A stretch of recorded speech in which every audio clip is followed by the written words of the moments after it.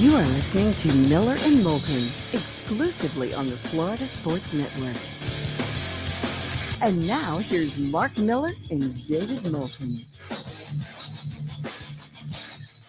Top of the morning to you. How the heck are you? Miller and Moulton on this final Tuesday of April. We're about 62 hours, Mark, away from our NFL draft extravaganza. Thank you, Howard. And in this corner, weighing 183 pounds. How are you this fine morning? Wishing I weighed 183 pounds. Just that's the left side of my body. That sounds great. I don't even weigh that much. You haven't gotten to 183 yet? No, I'm more than 183. Oh, thank goodness. Otherwise, we're going to have to fire you, and you're going to be Again. really hard to replace. Because this just, everybody wants to start in the business. They just don't want to work the hours. Very true. Right. If they could work, if it could just be from 10 to 4, all right, they'd be all in on this career. Miller and Moulton on this fine Tuesday. How about that? That was a great Celtics Nets series. Yeah. Wait for it. It was going to be electric. We're going to get a great series. You haven't seen a first-round series like this since they played best of fives, David. Or best 2 out of 3s. Right. Even got some Ben Simmons. That's crazy. Wait, what? What did I miss? Boy, it was a strange series in that it was decided by a total of 16 points, which is one of the closer sweeps in recent NBA history. And yet at the same time, it was a sweep. Would the series have gone any differently if the end of game 1 had gone differently? Who knows? But, oh, well, that was quick. That was nice. Wow. That is stunning. Even with the no Ben Simmons, that went in 4 games. Yeah, I'm surprised it went in 4. Not surprised Boston won, but yes, definitely a surprise. And remember, they were up like 15, 17 points in game 2. Had a double-digit lead, I think, at the half in game 2. Did Brooklyn. I mean, they lost that series in Boston. Should have at least come out of there with 1. And, you know, good for the Celtics. It's good for the league. I mean, it is. There was no losers for the league in that series. No, there was not. And I think you're right, because we watched some of the Boston players just have some incredible series. And now, I don't know about you, I'm looking forward to whoever they play next. Well, because the East is going to get interesting now, at least it should, in the conference semifinals. If it goes by seeding, Celtics have to take on the champs. A little 2-3 action with Milwaukee. And all of a sudden, they found themselves, even with Middleton being out in game 3 against Chicago. Yeah, that's a bad matchup for the Bulls. So the Bulls played great the first 2 games in Milwaukee, got a game, and I don't know. I'd be surprised if the Bulls can make that a long series the way that Toronto is now threatening to do with Philadelphia, having come from 3-0 down and forced to game 6. No NBA teams ever come from 3-0 down. It obviously happened once in baseball, and it's happened like 4 or 5 times in hockey. But no NBA team has come from 3-0 down. 4 have forced a game 7. But no NBA team has come from 3-0 down. I will say, talk about the demons for the Sixers. After blowing that series against Atlanta last year, if all of a sudden they got to play a game 7 at home, I mean, you know, Mark, you've been in those buildings in which the team is blowing a series, and it's the murmurs to start the game. Never mind if it starts to go south early. There's that nervous tension that's in the building as opposed to the excitement tension. And there's a lot of pressure on Philadelphia. Is there ever? And Harden particularly. I love Embiid yesterday. I don't know if anybody saw Embiid's comments. Embiid was asked afterwards. He said, listen, I've been saying this throughout. James has to be more aggressive. And that, well, whose fault is that? Well, it's either James or Doc's, he said. Either Doc's got to encourage him to be more aggressive or he's got to be more aggressive. I don't know what to tell you. They double me, I'm passing the ball. Seems pretty simple. Now, Embiid also said, don't worry, guys, we're going to be fine. But they asked him, he said, I actually love his demeanor. I love Joel Embiid. He seems to be honest and forthright with his answers. He doesn't give a lot of long quotes, but he has no problem talking at any point in time and seems to say what's on his mind. What more can you ask for out of an athlete? I really like Embiid. So the first round, in some ways already over and in some ways heating up. So the NBA's got a good thing going. And I will say this, NBA's doing really well in the ratings in this first round. This is a going back 3-4 years now. We're pre-pandemic numbers here. Because in the first round, as we all know, you can watch on your own Bally's regional channel. I mean, we're still getting local Heat broadcasts. I think they go away after the first round. So when the national numbers come out, you got to realize that's a decent number of people from the home markets not watching ESPN or TNT numbers. They're watching their local announcers and their own regional channel. I mean, are you going to watch Breen and Van Gundy and Jackson if you're a Heat fan, or are you going to watch your guys? Most people are going to watch your guys. Right. I mean, trust me. And so, but the NBA is doing really well here. Now, this is not NFL numbers, I'm not saying, but, you know, the NBA's had a rough 2-3 years when it comes to ratings. But they're having a really good first round. People are watching to the tune of 3 to 4 million a game, even on cable. That's strong. It is. Those are strong numbers. And in theory, if you were to add the regional numbers to it, you start talking 4 to 5 million a game. Those are really nice numbers. I mean, those are Major League Baseball League Championship Series numbers. So a great start for the NBA, unless, of course, you're a Brooklyn Nets fan. Well, right, that's okay. They weren't a fan until a couple of years ago. They're not going to be a fan 2-3 years from now.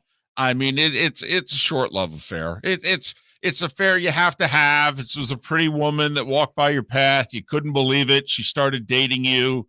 All right. And you're pretty sure 2-3 years from now, she's going to leave. You know, she's going to go with the rich Wall Street guy, but you couldn't, you know, you'll have the memories. You'll have the photos. Great stories to tell. Wow. Yeah, I tried to scour Nets Twitter last night to see any reactions. No fans. They don't exist. Well, they didn't exist 3 years ago. I mean, it's okay. It's all right. It is. It's okay. They're dating. I mean, they are. Come on. If you're a Nets fan, you're dating. If you're a Nets fan, you're a pissed off Knicks fan. You know, I don't really know who Nets fan is. All right, because Knicks fan doesn't leave. Yeah, Knicks fan's a Knicks fan. Yeah. They don't leave their team to go become there's some New Jersey Nets fans that have maybe followed them to Brooklyn. I mean, maybe the new no one new's really moving to New York, so it's not like they're getting new fans that way. I mean, Felipe, this one of the 5 worst franchises in the league over the last 20 years. They do 19-120 every night. Every night. Most expensive tickets in the league. At the Garden is sold out for bad basketball. Knicks fan is not leaving for the Nets. They're not. Don't laugh. One of the guys a year or so ago had a huge primary run-in for mayor of New York City. And basically, if you win the Democratic nomination, you become mayor. And the guy who was the favorite was a Knicks fan. And he traded in his Knicks fandom for the Nets. And I kid you not, he was done. He was done as a candidate. New Yorkers are like, dude, that's not how we roll. Come on. You're an idiot. If you're going to do that with your sports fandom, imagine how you're going to be as a politician. With our city. Right, you can't have that. No, he was done. That's it. His candidacy was done in a month. That's pretty unbelievable. The loyalty behind the mediocrity that is the mediocrity. They kill for mediocrity. Right, exactly. Mediocrity. They They're haven't seen awful. mediocrity in 25 I was going to years. say this year was mediocrity. Believe me, there was a 10-year stretch where this year would have been a decent season. Sacramento Kings are striving for what they just had this year. But yeah, no, it's a very loyal fan base. I think there's 9 people who left the Knicks for the Nets. 9. But it's a dating relationship. Okay, sometimes serious, sometimes casual. Well, right, because KD came in and they wanted to date. Well, yes. And so, of course, pretty woman walks up to you and says, hey, what are you doing Friday night? I'm Well, going to the Brooklyn Nets game. What else am I going to do? well, what are you doing? Well, I say we go to the show. I say, what time shall I pick you up? Yeah. So they're dating. It's okay. Nothing wrong with dating. Problem is, he's a flake. That's what they. What is it the cowherd said? Date the stripper. Don't marry the stripper. Right. So that's what Nets fans are doing right now. They're dating the stripper. It's okay. Nothing wrong with that. Got a nice stadium, you know. Yeah, Brooklyn's lovely. It is, actually. So sure, get out of Manhattan. Go to Brooklyn. Spend a few Brooklyn's years. lovely, Actually, it is. They've put a lot of money into it. but lovely. That's an interesting. Well, I'll take your word for it. I mean, St. Pete Beach is lovely. well, that's true. Right, I got you. Clearwater Coral Beach is- Gables, lovely. Right. Clearwater is lovely. Right. Yes. In a city sort of way. Mm-hmm. Well, Brooklyn's just more iconic than all those places. North Fort Myers, I wouldn't go lovely. That's all. Trying to keep this in the Florida Sports Network without ticking too many people off. Miller and Moulton on this fine Tuesday. The Lightning finally got to the White House. I didn't realize this. Did you? Think about it. They win 2020. First off, they won in September? Right. And Turned around and started playing next week. And they're in Canada in a pandemic. So, and not only that, we were in the throes of a presidential election. So they don't get the White House invite in 2020. And then they win it last year. And then, we're still kind of doing that COVID thing. So the Lightning got to the White House. Good for them. Yeah. Yeah. And everybody showed up. So there's no incidents. No politics were played. Most of them are Canadian, David. They don't care. Miller and Moulton. Got a good show lined up for you today. Talk a little hockey, a little football, right here on the Florida Sports Network. Hey, it's Mark Miller for the Training Grove by Orange Whip Golf, where golfers go to get better. Improve your golf game from home with Orange Whip Golf and Fitness online swing training program, The Training Grove. With a growing swing training video library and a daily program prescribed by golf fitness professionals, The Grove provides a clear path to unlock your most powerful swing, giving you control of your game like never before. Join thousands like me who have finally found a way to achieve results in half the time of traditional game improvement methods with The Grove's revolutionary blend of golf fitness, instruction, and award-winning Orange Whip products. Go to orangewhipgolf.com to get started for a free 14-day risk-free trial and use code Miller10 to get $20 off your first month. That's orangewhipgolf.com to get started for a free 14-day risk-free trial. Remember to use code Miller10. That will get you $20 off your first month. The Training Grove by Orange Whip Golf, where golfers go to get better. David Moulton for Napa, Napa Auto Parts, and Napa Filters. Insist on Napa filters for your vehicles, or if you're a do-it-yourselfer, only buy Napa filters. Napa has a filter for almost anything on earth that moves, whether it's motorcycles, foreign and domestic cars, vans, SUVs, earth-moving equipment. You get the idea. Napa Auto Parts, Napa filters. Insist on them for your vehicles, or if you're a do-it-yourselfer, only buy Napa filters. We've hit the divisional round of the NFL playoffs, and DraftKings... Bring your big mouth to John Smith Subs and indulge in their overstuffed subs with the freshest quality ingredients. Enjoy our famous steak bomb with perfectly grilled, marinated sirloin steak topped with provolone cheese, grilled onions, peppers, mushrooms, crispy bacon, juicy tomatoes, and creamy mayo. Boom! Made-to-order crispy fries can be paired with the Gator, the Cuban, the Chicken Bomb, or the Italian. Love local. Eat delicious with John Smith Subs. Find a John Smith Subs location near you today. You are listening to Miller and Moulton on the Florida Sports Network.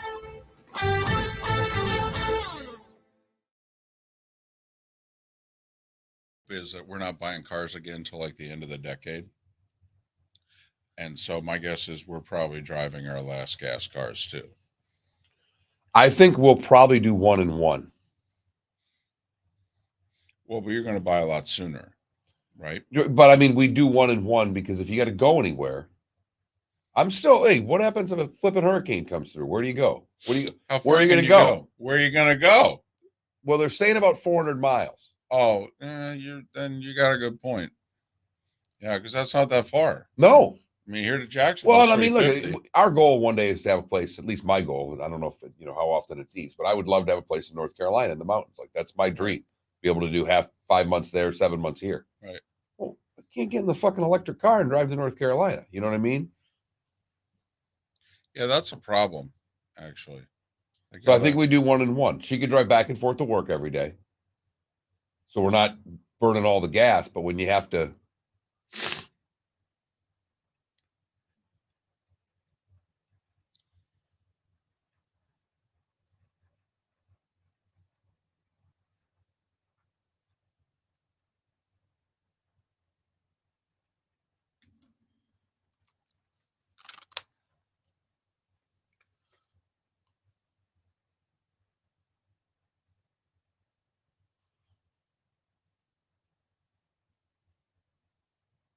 I think we're going to get Bob Harrigan because his book is now out.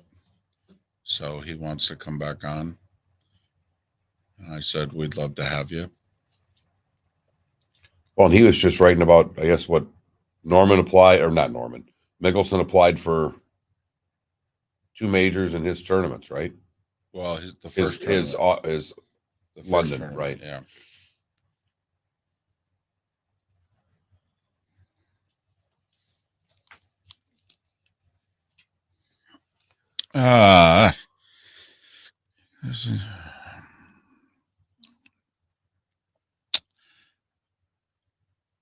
Canada Relief. We both think the number's 3. Yeah, literally. You go 3.5, I'll go under. You go 2.5, I'll go over. It's right there. A threat to take over as a starter. Immediately? No. Like week 1 starter? No.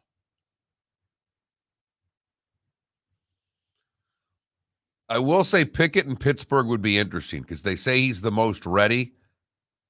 And there's not a lot there unless Mitchell Trubisky has found a resurgence.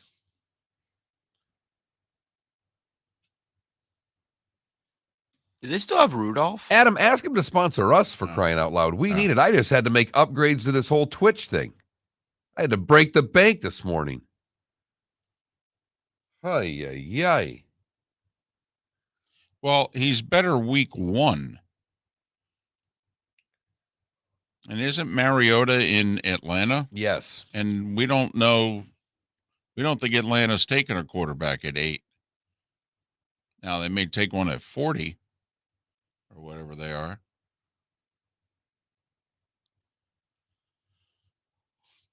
Oh.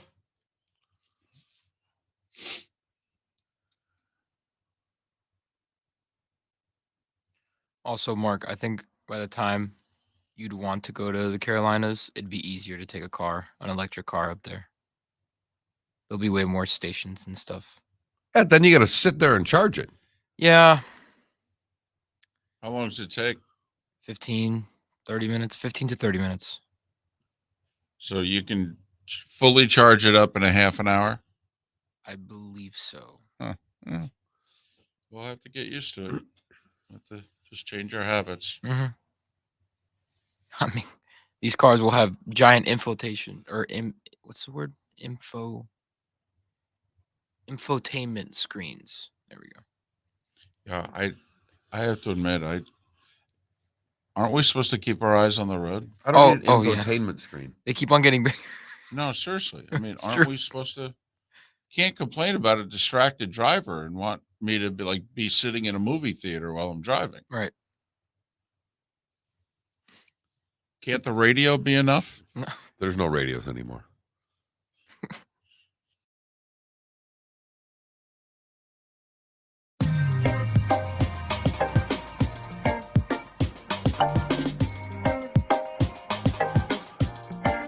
Welcome back to Miller and Moulton, only on the Florida Sports Network. 21 minutes past the hour. Miller and Moulton, the Florida Sports Network. Thanks so much for being with us. Talk a little hockey next hour with David Dwork. Pat Kirwan for the first of his weekly appearances at the top of our 8 o'clock hour. The Chiefs, our team with 2 first-round picks that we examine with our buddy Soren Petro a couple hours from now, which I believe leaves us Houston for either Wednesday or Thursday, and we will have hit all 8 franchises with 2 first-round picks.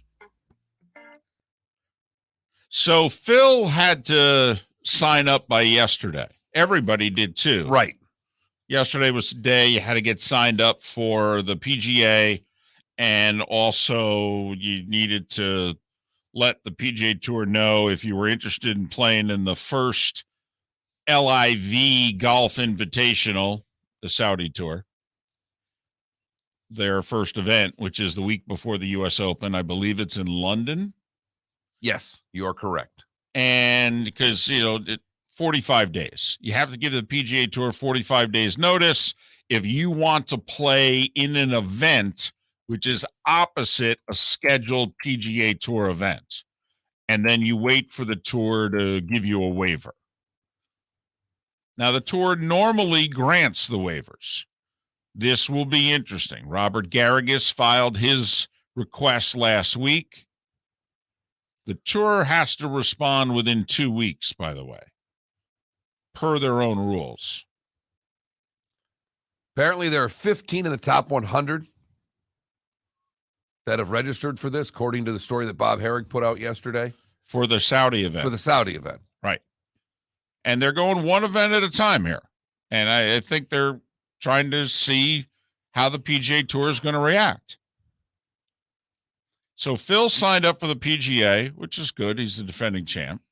And because he won the PGA last year, he can play in the next 5 U.S. Opens. So he played in one last year, and he said, I'd like to play in the one again this year. The only major he hasn't won. Unlikely he'll ever win it and complete the career Grand Slam, but he's got 4 more times he can play, and he's going to do it. If you're the PGA Tour, what do you do here? Because this is it. This is the moment.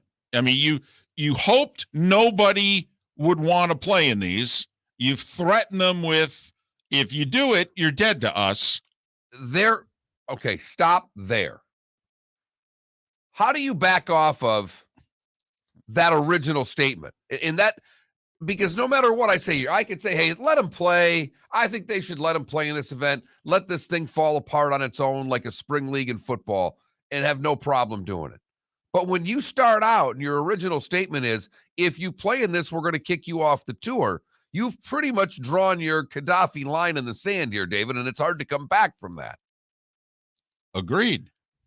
So I don't know what the tour does. If it were me, I'd let them play in this. I really would. And let them play in some event in London.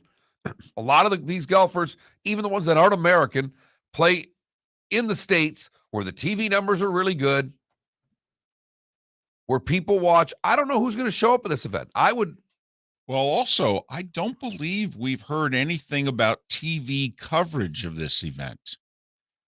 Have you heard if I have networks not. is going to show this? I mean, the one thing that we believe is that NBC, CBS have the relationships. They have the contracts with the PGA Tour. But ESPN also has a contract. They show a lot of early round golf on ESPN Plus. That requires a contract. So I don't think ABC, ESPN would show this tour either. What does that leave? Leaves Fox. And or Streaming. and a Turner, possibly. Possibly. I understand. It's only 8 events. Don't know what the long-term plan is. Now, I will say this is a world tour, which does fit into Fox also. But I have not heard of who's going to televise this. I haven't heard a whisper about Fox either. Still know a few people there. Not a whisper. So, one, where are you putting it on television? But more importantly, how is the PGA Tour back down from this? That's the bigger question to me, David. When you come out and say, we're throwing you off the tour if you play this. Off the tour. And inviting the mother of all lawsuits. I mean, let's be honest. This is ultimately, and, Mark, for all we know, this could end up in the Supreme Court. I mean, you got to figure this one's going to go a ways. Either side's got to go to the proverbial wall on this. This is going to go to court. I mean, Norman and that tour's already said, do it. It's illegal. You can't. We will sue. They've told all the players, trust me, they're not bluffing, but the law is on your side. The PGA Tour has told all the players, trust us, the law's on our side. The first tournament, it's going to be in London. It's the week prior to the U.S. Open. It's the same week as the Canadian Open. Right. So where do you want to play, Canada or London? U.S. Open's in Brookline, Mass. Just in terms of people who are thinking about travel. About as easy as it gets. Yeah, I mean. Right. First off, these guys that are playing in this thing are going to be flying private back. Trust me, the Saudis have taken care of their airfare. But worst case scenario, if by chance they're going through Heathrow, it's direct to Logan in Boston. Correct. And they're not. Right.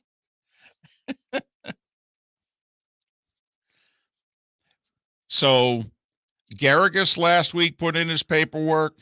Phil put in his paperwork yesterday. You know what this does tell me? And it was the first thing I thought of, and maybe, this is my convoluted way of thinking. By Phil filing this paperwork, then he really believes that the broadcast booth is done, that ship's already sailed. Because if he didn't play on this tour, I still think there was a chance for Phil to end up in the 18th tower for one of the two networks. And you think this ends that completely? As soon as he plays it, now it's war. Because I do think the PGA Tour is going to say you guys are dead to us. And if, in fact, the story from a week or so ago was true, this means Poulter and Westwood and Bubba, all right, and Kevin Na, right, who isn't he 33rd in the world? Yes, somewhere in that general range. And now Phil, you guys are dead to us. And I also believe that as far as the PGA Tour is concerned, that they're thinking then you can't play on the Champions Tour either. Oh, there's not a doubt in my mind about that. Right. So don't think that you can hit 50 and you can get back on the gravy train, just so you know. I mean, that's where I think the PGA Tour and you do as well is coming from. But due to the player confidentiality agreements, the names have not been released. The only ones we know are Garrigus and Mickelson right now. Correct. Those are the only two we know. I did not see a quote from Garrigus all last week at the Zurich. Not a one. And I looked. Yeah, so did I every day, especially since he was on the leaderboard with Gainey, two gloves there after the first day. Sometimes three, depending on what hotel he's hanging out in. Miller and Moulton. Fascinating story, though. Well, we haven't had, we've had some fun with the USFL. Since the USFL, we haven't had a realistic league take on a big boy league. We've had spring leagues. Right. But this is someone who wants to be in direct competition with the PGA Tour. Haven't had something like this in a long, long time, David. And will money ultimately talk? Miller and Moulton. The starting five is next. Thanks for listening, Florida Sports Network. Hey, it's Mark Miller for the Training Grove by Orange Whip Golf, where golfers go to get better. Improve your golf game from home with Orange Whip Golf and Fitness online swing training program, The Training Grove. With a growing swing training video library and a daily program prescribed by golf fitness professionals, The Grove provides a clear path to unlock your most powerful swing, giving you control of your game like never before. Join thousands like me who have finally found a way to achieve results in half the time of traditional game improvement methods with The Grove's revolutionary blend of golf fitness, instruction, and award-winning Orange Whip products. Go to orangewhipgolf.com to get started for a free 14-day risk-free trial and use code Miller10 to get $20 off your first month. That's orangewhipgolf.com to get started for a free 14-day risk-free trial. Remember to use code Miller10. That will get you $20 off your first month.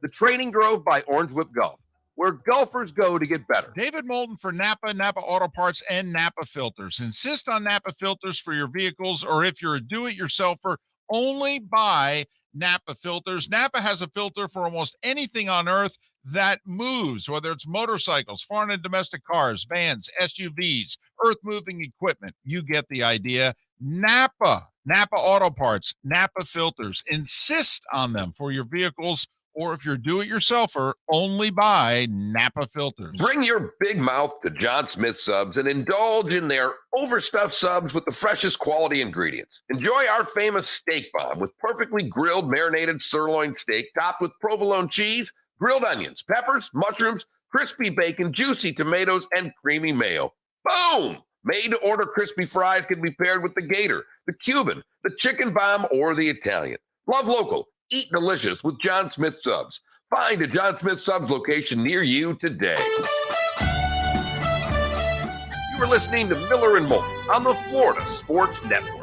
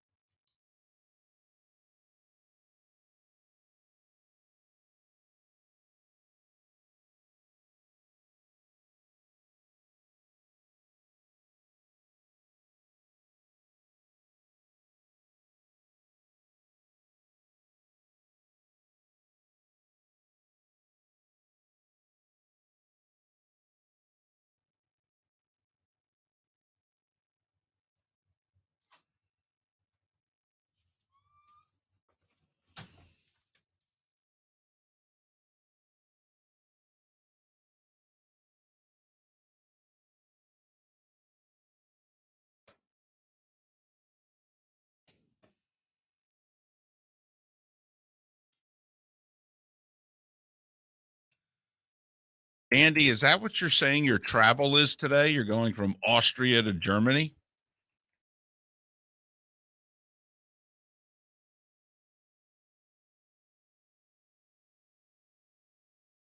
You ran the PGA Tour. What would you do about the players who wanted to play in the LIV Tour? In parentheses, I put the Saudi Tour, so they know at least what we're talking about. Let them play, ban them for life. Yep. Play.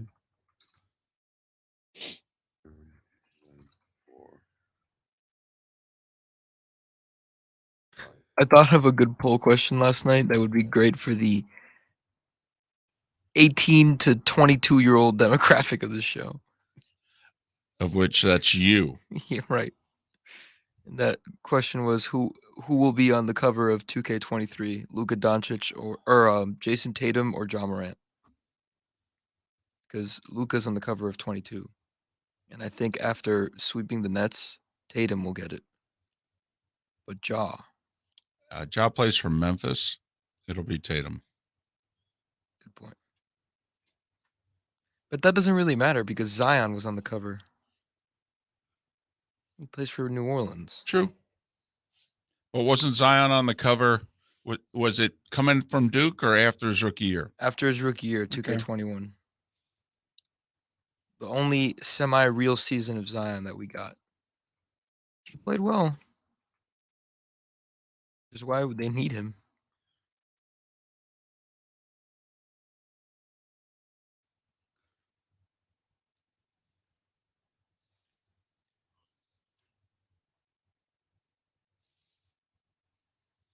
Boy, Mets pulled one out of their you-know-what last night. Down to their final out, down 2-0. Scored 5. I heard. Arenado doesn't make a play he normally makes.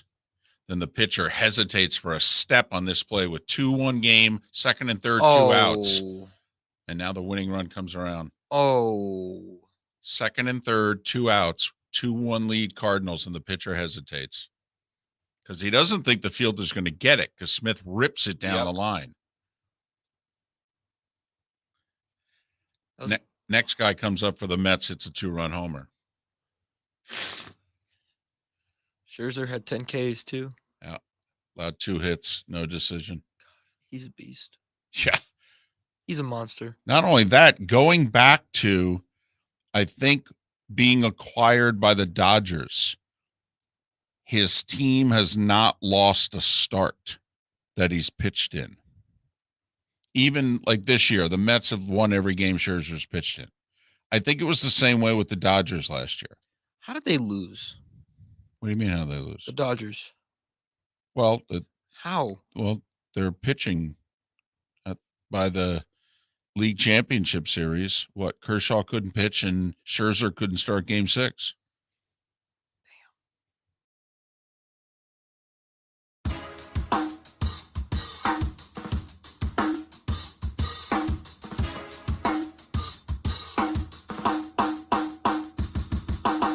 Welcome back to Miller and Moulton, only on the Florida Sports Network.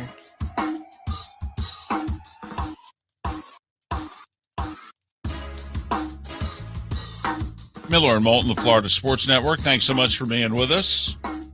22 minutes before the hour. So we have an early poll question. This is good for us. Oh, my goodness. We hope to get them up between 7 and 7:30. So I always shoot for 10.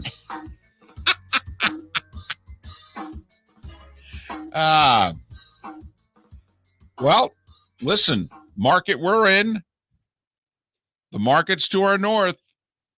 Golf's pretty popular. So let's try, even though it's the week of the draft. I know. Let's go with a golf question. So if you ran the PGA Tour, what would you do about players who wanted to play in the LIV Tour or the Saudi Tour? Would you let them play or would you ban them for life? This is your opinion, not what you think the PGA Tour will do. Right. I'd let them play. I would ban them for life. I really would. Don't get me wrong, but if I'm running the tour, absolutely. First off, I can't draw the line in the sand. Well, I would have never said that. Well, but unfortunately, I did. That's my problem. You're asking me if you ran the tour. We have to assume, at least this is how I look at that question, we have to assume the way things are today if we're running the PGA Tour. Then I need to change my vote, because if I made the line in the sand, you can't back down. I mean, I don't believe the tour can back down from it. I just took the question as I would have never made that comment. I wouldn't have either. Although I will say, before we get to the starting 5, let's just say we're going to try to, can't we all get along? There's room for more than the PGA Tour. First off, if you're the PGA Tour, why? Why would you want to be nice about this? I mean, this tour, in theory, has more money than you. This is not a spring startup thing. They actually have more money than you. This is backed by the Saudi government. Makes your tour and your pension look minor league in comparison. And it very well may. How long are they going to keep on keeping on without getting players, without having a television contract with only having 8 events a year. I know what they're trying to do. I know. I guess all I'm saying, in my short time around this globe, I've seen a lot of these leagues try this stuff. I've not seen any of them ever work. Here's why, if I'm the tour, besides the line, let's just say they haven't done the line in the sand, why I would go to DEFCON 5 immediately. If we play nice, then maybe the USGA and the RNA and the PGA of America will go, well, maybe it's not the worst thing in the world if we allow the guys who are double dipping to play in our events. You draw the line in the sand. There's a lot of pressure that the PGA Tour is giving the death stare to the RNA and the USGA and the PGA of America to go, yeah, these guys are done. They can't play in your events, okay? You got that? You need to be on our side here. I mean, no offense, you get our guys. We prop it up for 36 tournaments a year, and then you guys get to go, hi, here's a major. Yeah, it's our tour that you're filling your field with. Okay? So you need to be on our side. And that's what I would be saying if I'm the PGA Tour. If I'm going to try to play nice and make this Saudi tour not look like they're wearing the black hat, then maybe everybody else kind of goes along with it, at which point I've helped get the Saudi tour off the ground, and they got more money than me. How am I going to win this? If this thing gets off the ground, how is the PGA Tour going to win? I actually think because the majority of events on the PGA Tour are still in the States, the majority of the players are still from the States, the heritage of the tour will keep these players. I do believe that. Okay, but I think if the players are allowed to play the LIV Tour and the majors, the LIV Tour can go on for 50 years. I really do. Because what gives you legacy in golf? Majors. Not winning, the Wells Fargo 5 times in Charlotte. And so if these guys can play for $8 million purses or, $4 million first place prizes over in London and also play in the U.S. Open and the British Open? Well, I will tell you this much. You're up against it with the British Open because I don't think the RNA gives a rat's you-know-what about the PGA Tour. The USGA might. I don't think the RNA gives a damn. Oh, and it's also an interesting thing. What do you do if you're the European Tour? I mean, Ian Poulter and Lee Westwood put in 20-plus years for you on that tour. Thank you very much. They've carried the banner. The Euros are proud of their golfers and the Ryder Cuppers in the 30-plus years here. And you're just going to turn your back on them? You guys are dead to us? Lee Westwood, Ian Poulter, you know how many Ryder Cup points those two guys have gotten you? I'm curious how, and that's why to me, if you're the PGA Tour, I think you got to go all in now. You got to make sure that 2022 is the beginning and the end of this Saudi tour. The starting 5 stories you need to know. It's the starting 5 on Miller and Moulton. Here's number 1. NFL news, the draft, about 60 hours away. So do you believe all the noise that Trayvon Walker of Georgia is going to be taken first overall? I mean, that's what Vegas is now saying. Vegas. Balky loves him, apparently. And the owner wants Hutchinson. Apparently. Trayvon Walker, 6 sacks from Georgia last year, by the way. Right. Hutchinson, 14 from Michigan. One did play in the Big Ten. So that's the noise coming out of Jacksonville. I'll tell you what, there was a lot of noise yesterday in the NFL about the draft and who's taking who.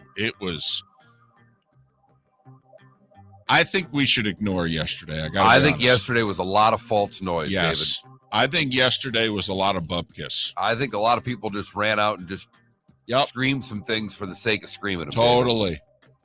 Man, a lot of reporting, a lot of crazy things yesterday. Detroit might take a quarterback at 2. All right, okay. One thing we do know, I'll tell you what, though, if this thing starts out Walker Willis, I'm fired up. Well, game on.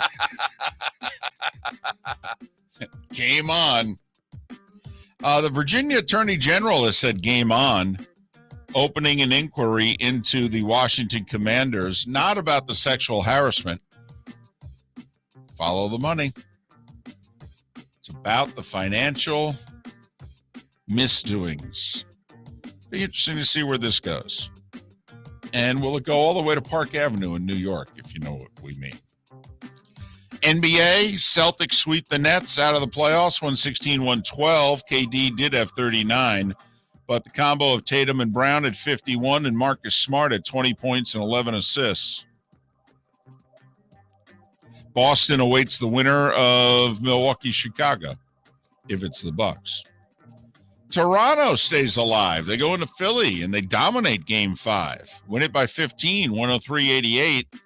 Siakam outplayed Embiid with 23 points, 10 rebounds, 7 assists. Raptors shot 51% from the field. Game 6 in Toronto, baby.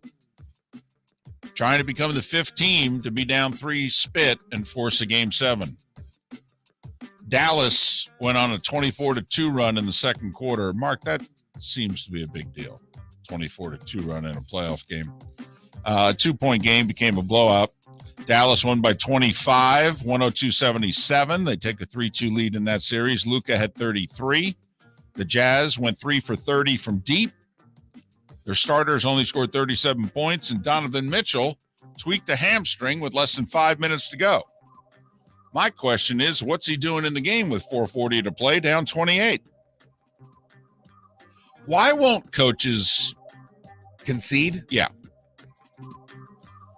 Why won't they see what the bench guys can do? And if the bench guys make a run and cut it to 16 and you want to say, well, all right, maybe I'll throw the starters in there and, or what have you. It's not just basketball. Nope. I will say it's a big flaw that the NFL has. The roster's not big enough to take all your starters out. It's why I wish they would activate everybody from the practice squad is available to play, even if they only there are so few blowouts. It wouldn't happen very often, rather. Even if that basically, they get a practice squad check, unless the coach decides down 4 touchdowns with 10 minutes to go, I'm going to wave the white flag. Okay, you guys play, then you get a regular game check. You just answered your question. I guess.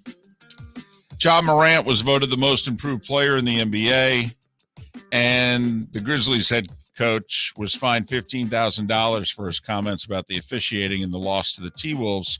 Taylor Jenkins is his name. The team has said, we're going to pay the fine, and the head coach said, I appreciate that. No, I will pay the fine. Because the players, they loved what he had to say, and the media, of course, ran to the players, and the players were like, oh, just tell us how much it is. We'll take care of it. Yeah, the league didn't find that funny. No. NHL, only one game. Blackhawks beat the Flyers 3-1. But the big news, the Lightning got to the White House to honor their 2020 and 2021 Stanley Cup championships. Whole team went. And even players from the past 2 teams who are no longer with the organization. Not all of them, but since no one was playing in the NHL yesterday except the Flyers and the Blackhawks, a lot of people got to the White House yesterday afternoon, and they got the tour. They sat in the Oval Office, the whole deal. Good for them. Lightning players had a lot of good things to say. What was interesting is because the Lightning have 3 key Russians on their team, and all of them said we were treated great. All right. And they all sent out pictures, and we're all kind of wondering what the Wimbledon's banning players, and the thought is going forward, could these guys have visa problems potentially? Yesterday, everything was kumbaya.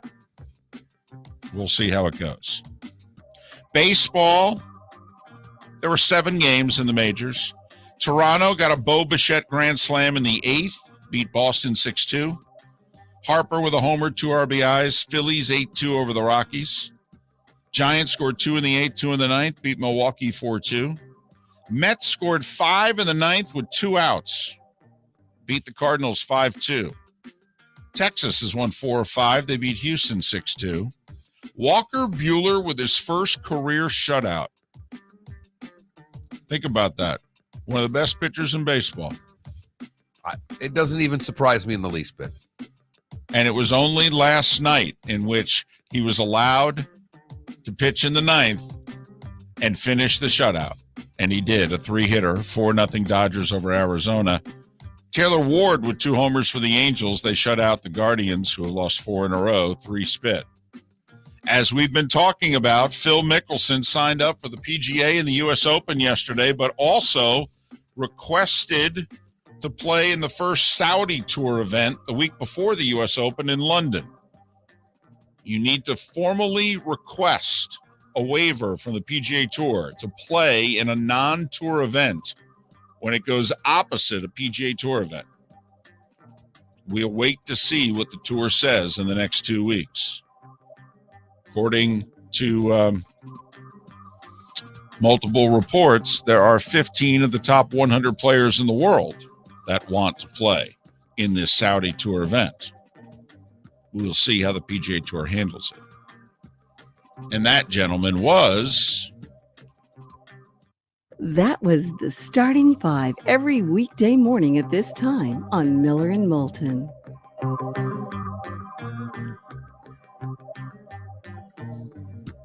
That last story leads to our poll question. If you were the PGA Tour, how would you handle this? Would you let them play, or would you ban them for life? You know, the other part of this, are we even going to find out? I mean, I guess the players will tell us, but since the anonymity of asking for the waiver, I mean, this is a tour that does not put a lot out there for us. We don't know when players get suspended. So if players ask for this special waiver and are then denied special waiver, well, we know that the transactions even happened. Well, my guess is that through the player, their agent, and or Norman in the Saudi Tour, we will end up finding out. Miller and Moulton. Thanks so much for being with us here on the Florida Sports Network.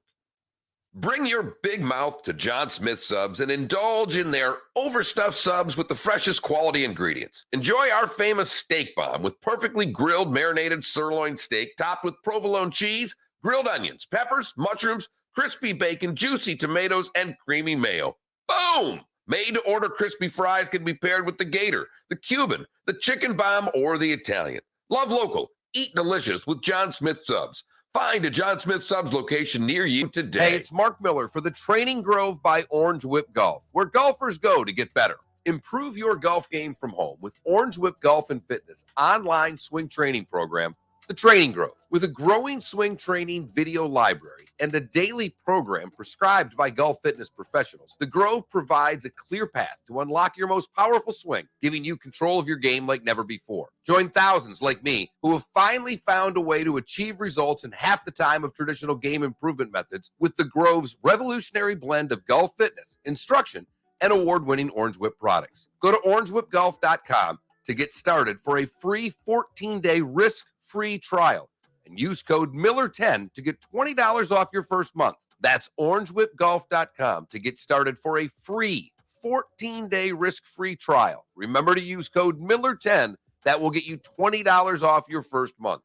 The Training Grove by Orange Whip Golf, where golfers go to get better. David Moulton for Napa, Napa Auto Parts, and Napa Filters. Insist on Napa filters for your vehicles, or if you're a do-it-yourselfer, only buy Napa filters. Napa has a filter for almost anything on earth that moves, whether it's motorcycles, foreign and domestic cars, vans, SUVs, earth-moving equipment. You get the idea. Napa Auto Parts, Napa filters. Insist on them for your vehicles Or if you're a do-it-yourselfer, only buy Napa filters. Hey, it's Mark Miller for the Training Grove by Orange Whip Golf, where golfers go to get better. Improve your golf game from home with Orange Whip Golf and Fitness online swing training program, The Training Grove. With a growing swing training video library and a daily program prescribed by golf fitness professionals, The Grove provides a clear path to unlock your most powerful swing, giving you control of your game like never before. Join thousands like me who have finally found a way to achieve results in half the time of traditional game improvement methods with The Grove's revolutionary blend of golf fitness, instruction, and award-winning Orange Whip products. Go to orangewhipgolf.com to get started for a free 14-day risk-free trial and use code Miller10 to get $20 off your first month. That's orangewhipgolf.com to get started for a free 14-day risk-free trial. Remember to use code Miller10. That will get you $20 off your first month. The Training Grove by Orange Whip Golf, where golfers go to get better. You are listening to Miller and Moulton on the Florida Sports Network.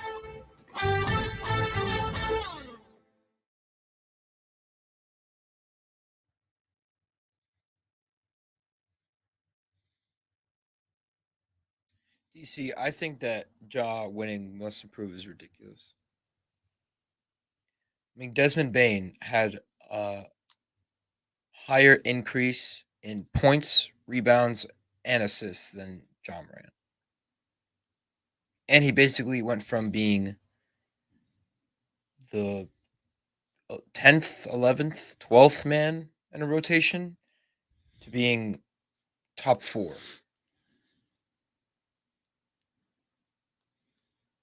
Or you give it to DeJounte Murray, who damn near averaged a freaking triple-double.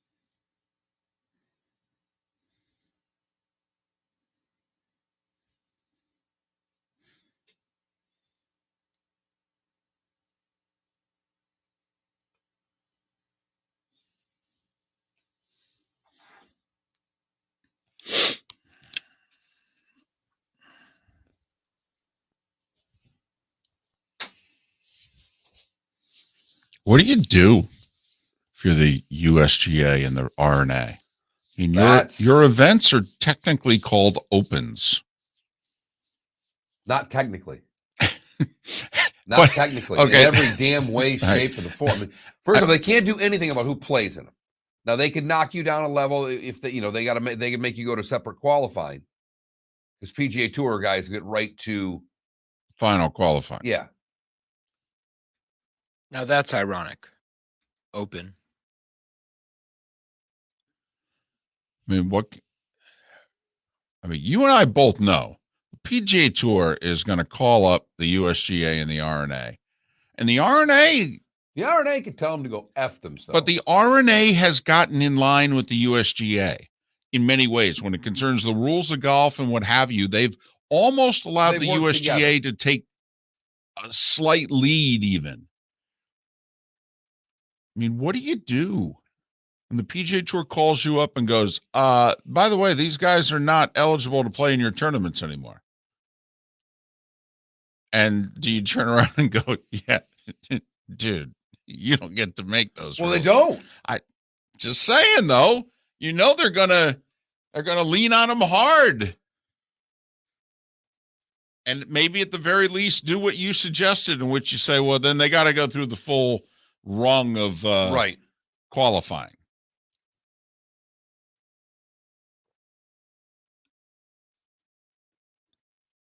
And we'd like you to schedule qualifying during their events. Well, but they won't do that because they got to take care of their guys too. They can't be. But that's funny. But they could do it on a Monday after their events being somewhere in Saudi Arabia.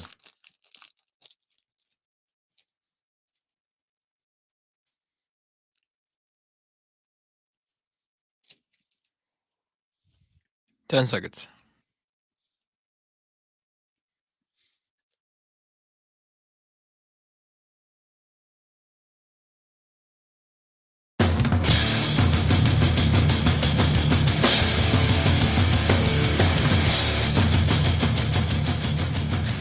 You are listening to Miller and Moulton, exclusively on the Florida Sports Network. And now, here's Mark Miller and David Moulton.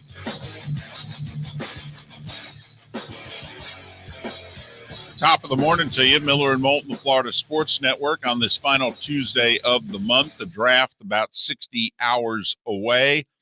Lots of crazy stuff came out yesterday about the draft. Yeah, yesterday was rumor day. Woo-wee! Yesterday was everything's changed. Don't believe what you heard the last few weeks. Jags aren't taking Hutchinson. Hell, the Lions may take a quarterback. Houston's going to take the D back. Right. They're going to take Sauce there from Cincinnati. Thibodeau, he's falling like a stone. Okay. We'll see. Right. We will see. Nuts. What was going on yesterday? All right, couple of things we got to just get out there. The text line. Keywords FSN Radio. You text that to 21,000. Anytime, day or night. Some people watching the pod or listening to the podcast will send the occasional 8:30, 9 o'clock text. Like it. That's number one. Number two, twitch.tv/Miller and Moulton. That's where you can see the show basically in the commercial breaks. Stick right around with us. Get some questions asked at that time. But most importantly, it is where we will do our draft show on Thursday night. Probably around 7:30, we'll get things started. Yep. A lot of eating. It's a hell of a pregame show if that thing's not starting until 8. No Herb Street, by the way, on the draft. Apparently, he's got a blood clot. And sitting out the draft, and he's going to need a couple months to recover. Going to, I think, have to have surgery, and hope everything's okay. I mean, it was, one of the Corda sisters just had a blood clot, and she's missing a few months as well. So, yeah. Hate to hear that. And fortunately, in both their cases, it was caught before it could get even more serious. So, but yeah, the draft, it'll be at least 4 hours. First pick at 8. 7:30 to 11:30 for us. Yeah. And they always go the full 15 minutes. That's the other thing, because it's a TV show.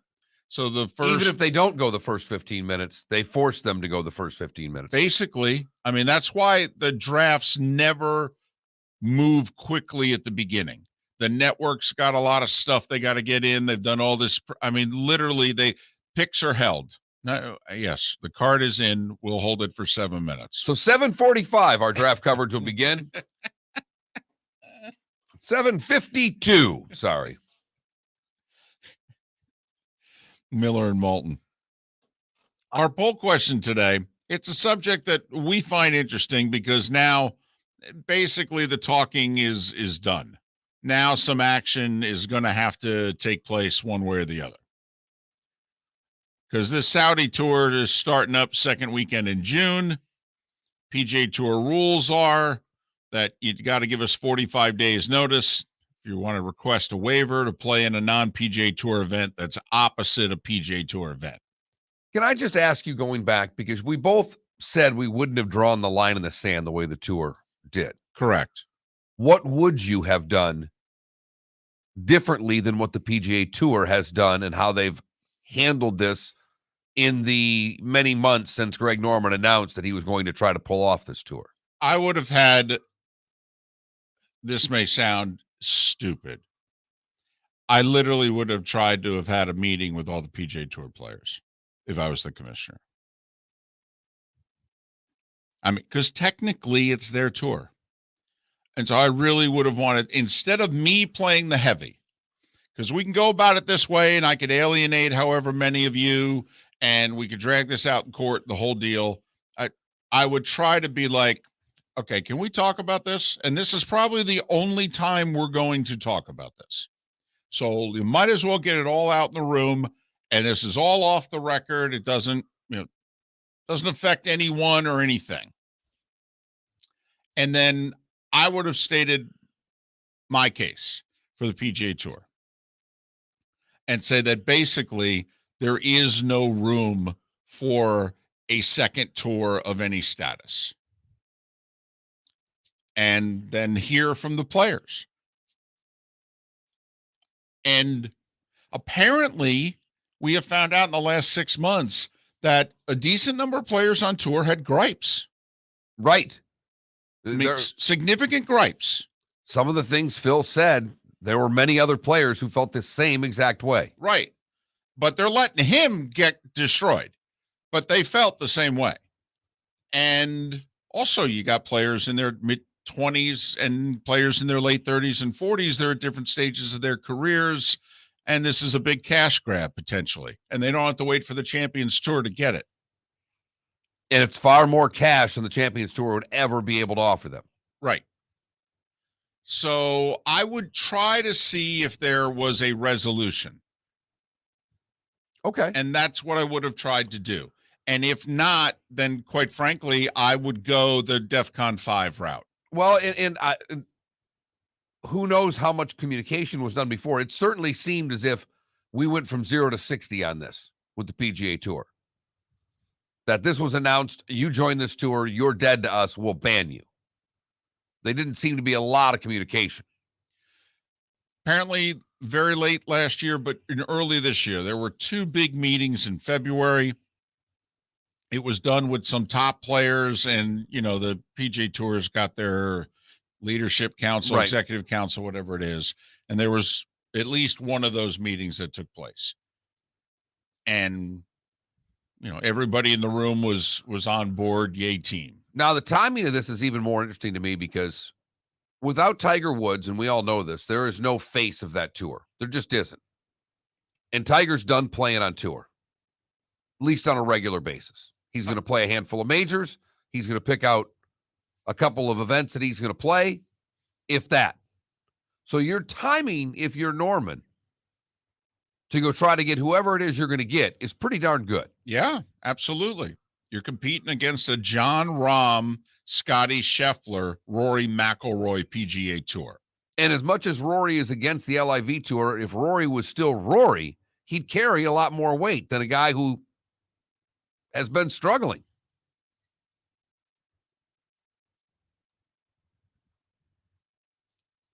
So I find the timing of this perfect for what Norman's trying to pull off. What do you do if you're the U.S. and British Open? And I know Open Championship, but fine. All right. I mean, in your name, look at what it says. What can you do? Well, Mark, I mean, let's be honest. They can do whatever they want. They make their own rules. They can be hypocrites and change the rules. I mean, if they want to get on the PGA Tour side, all right, they could figure out a way to make life really difficult, if not just flat change the rules. I mean, they could. It's unlikely, but they could. I do think they can make life difficult, though. Difficult, yes. I don't know how they could have an Open Championship and not allow everybody to try to qualify for said Open Championship that falls within their parameters of golf. You've got to be a scratch handicap unless you play on the LIV Tour. Then you have to be a plus 47. I mean, what is it you're going to do here, David? No, I hear you. You'd have to be a hypocrite. There's no doubt about it. But you could make those that are not on the PGA Tour have to go to the bottom rung of qualifying. And instead of playing one qualifier to get in, which is what they've been playing in many cases, now you could make certainly them play for the U.S. Open. I'm not exactly sure what the British Open's qualifiers are. You could just make it in which, hey, you're going to have to play every level of qualifying. You have no more status than, the scratch golfer in Clearwater. Because there are so many different sectionals. I originally was thinking, hey, time this so that the qualifiers the day after one of their events. But there are so many different qualifiers for the U.S. Open that would just be hard. Because at the end of the day, they're trying to make this available as an Open Championship for every player to qualify for. My understanding is the LIV/Saudi Tour is going to be considered part of the Asian Tour, which means these events will get world golf ranking points. And the reason that's important is that gets you in the Masters. Your top 50 of the world golf rankings, that's an automatic invite to the Masters. So, like in theory, Mark, Kevin Na, if he, in fact, reports say he is signed up, if the PGA Tour bans him from the PGA Tour, well, the 8 LIV events, first off, he should be one of the better golfers in the field. And if he wins them, those are world golf ranking points. And then maybe he then, and these golfers have to play the Asian Tour. Well, okay, but that can get you in the Masters. And if you can qualify for the U.S. Open and qualify for the British Open, and you can play your way into the Masters, well, now all of a sudden being on this LIV Tour, this is not the banishment that it was led to believe. And we've not heard anything from the R&A or the USGA of how they are going to react to what happens with the LIV Tour. But to David's point, for the Brooks Koepkas of the world, who only want to play in the majors anyhow, Right.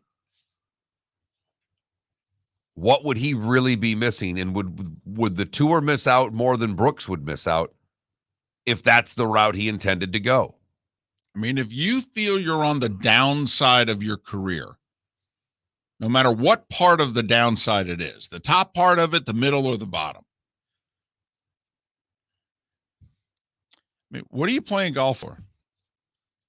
Win majors and make money. Right. Not necessarily in that order. Not. Ask Matt Kuchar.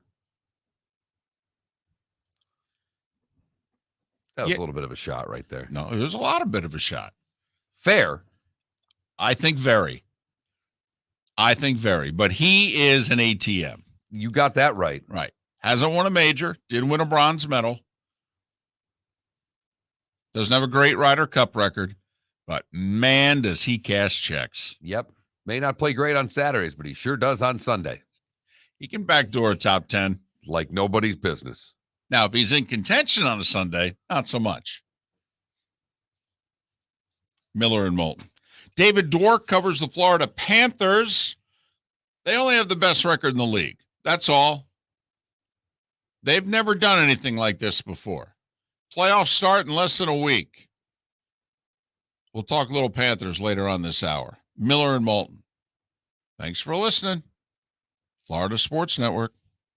Hey, it's Mark Miller for the Training Grove by Orange Whip Golf, where golfers go to get better. Improve your golf game from home with Orange Whip Golf and Fitness online swing training program, The Training Grove. With a growing swing training video library and a daily program prescribed by golf fitness professionals, The Grove provides a clear path to unlock your most powerful swing, giving you control of your game like never before. Join thousands like me who have finally found a way to achieve results in half the time of traditional game improvement methods with The Grove's revolutionary blend of golf fitness, instruction, and award-winning Orange Whip products. Go to orangewhipgolf.com to get started for a free 14-day risk-free trial and use code Miller10 to get $20 off your first month. That's orangewhipgolf.com to get started for a free 14-day risk-free trial. Remember to use code Miller10. That will get you $20 off your first month.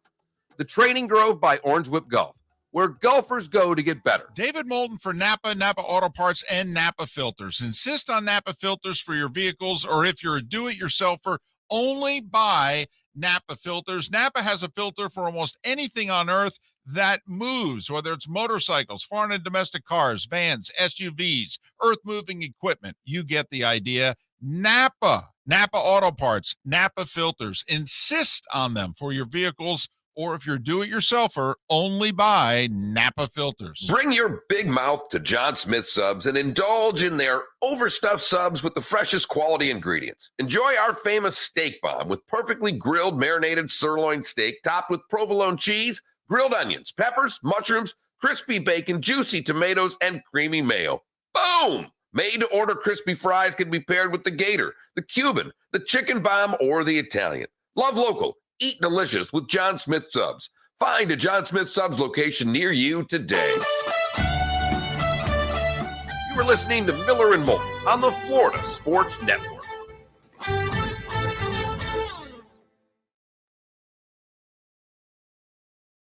Asked me the guy's name in Ohio. You know, slid in David Moulton 3 times in the thing, and it's like they're all wondering. I think May 3rd is the primary. It's like, let's see how much staying power the mega movement has, Right. with guys like this. Mm-hmm. So I'm like, all right.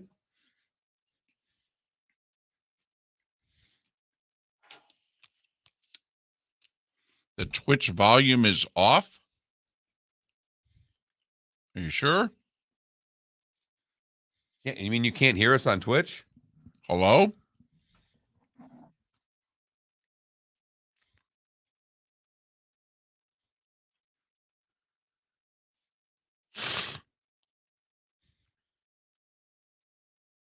You're not hearing us now. Apparently it's just Super Joe. Yeah. Okay. Okay. I mean, there's a bunch of you on here, so it would be pretty Right. weird to not have you Right. hear us. All right. Thank you.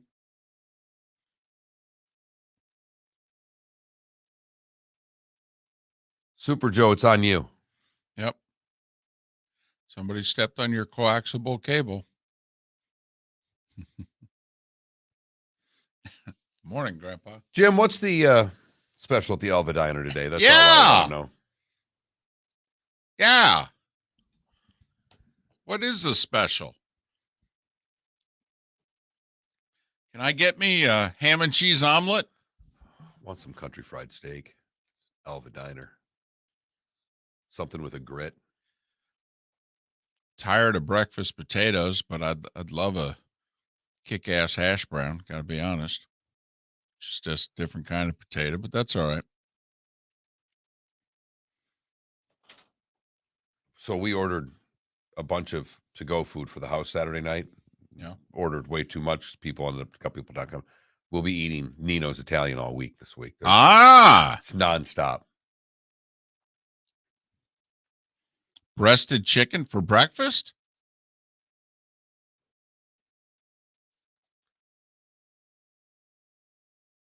I'm not talking the dinner special. Biscuits and gravy.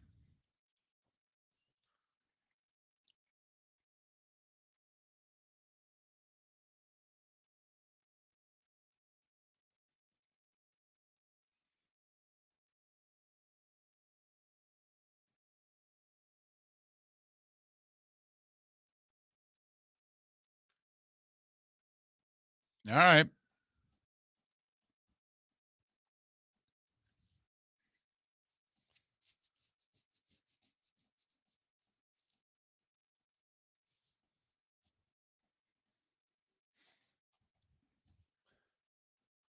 Yeah, KM, the whole President's Cup thing doesn't mean squat to either one of us.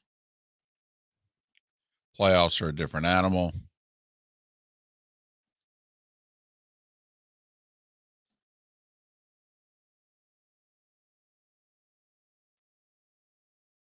I will not ever in a million years eat a Subway sandwich. I would rather eat dog food. Only John Smith subs around here. Right. Yeah. I'd love to lie and say that, but I've only seen one John Smith subs in my life, and I didn't stop. I'll do a Jersey Mike sub. Oh my gosh, Jersey Mike's is elite. I'll do a Publix sub, but I will not do Subway. It's not food. There's just so many better options.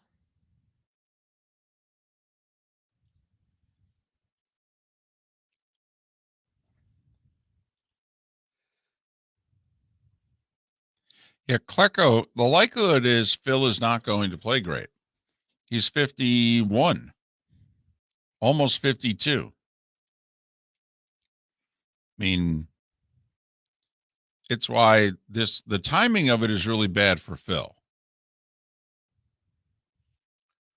No. Klecko, I don't.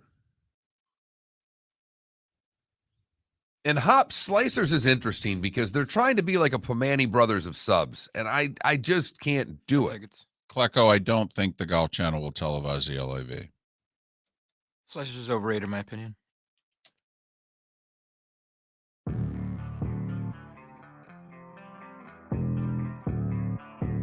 Thanks for listening. And now, more of Miller and Moulton on the Florida Sports Network.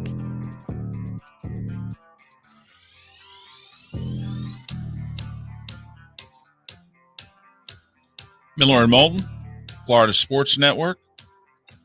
21 minutes past the hour. Poll question. Put up or shut up time for the PGA Tour.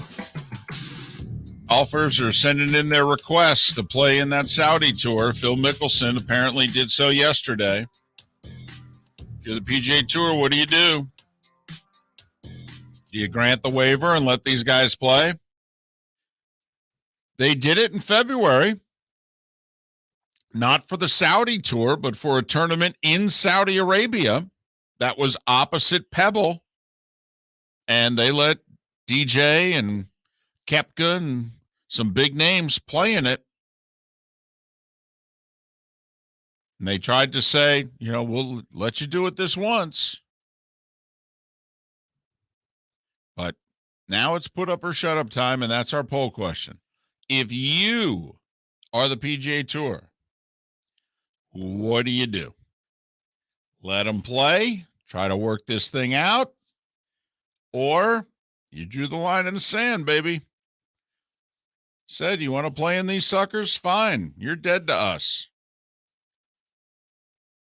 They don't have a broadcast partner, at least as of now. And I believe you agree with me. We don't think any of the networks and streaming services that have contracts with the PGA Tour would televise the Saudi tour. So that's CBS and Paramount. That's NBC, which owns the Golf Channel, and Peacock. And because ESPN Plus televises a lot of PGA Tour golf, we don't think that ABC, ESPN Plus would have anything to do with the LIV Tour either. Doesn't mean there aren't other places where they can go. Fox, Turner, Amazon, Apple. So, but the question in our Twitch chat room was, do you believe the Golf Channel would show any of the Saudi Tour golf? No. Even though it would be perfect for them. It'd be live golf at an hour of the day in which they can never have live golf. Right. And they show a lot of European Tour event already, and I don't think they would. No. Don't either. No way. And I do think that that's some of the pressure behind the scenes, that the PGA Tour would call up all their broadcast partners and go, let me tell you, try it. Just try it.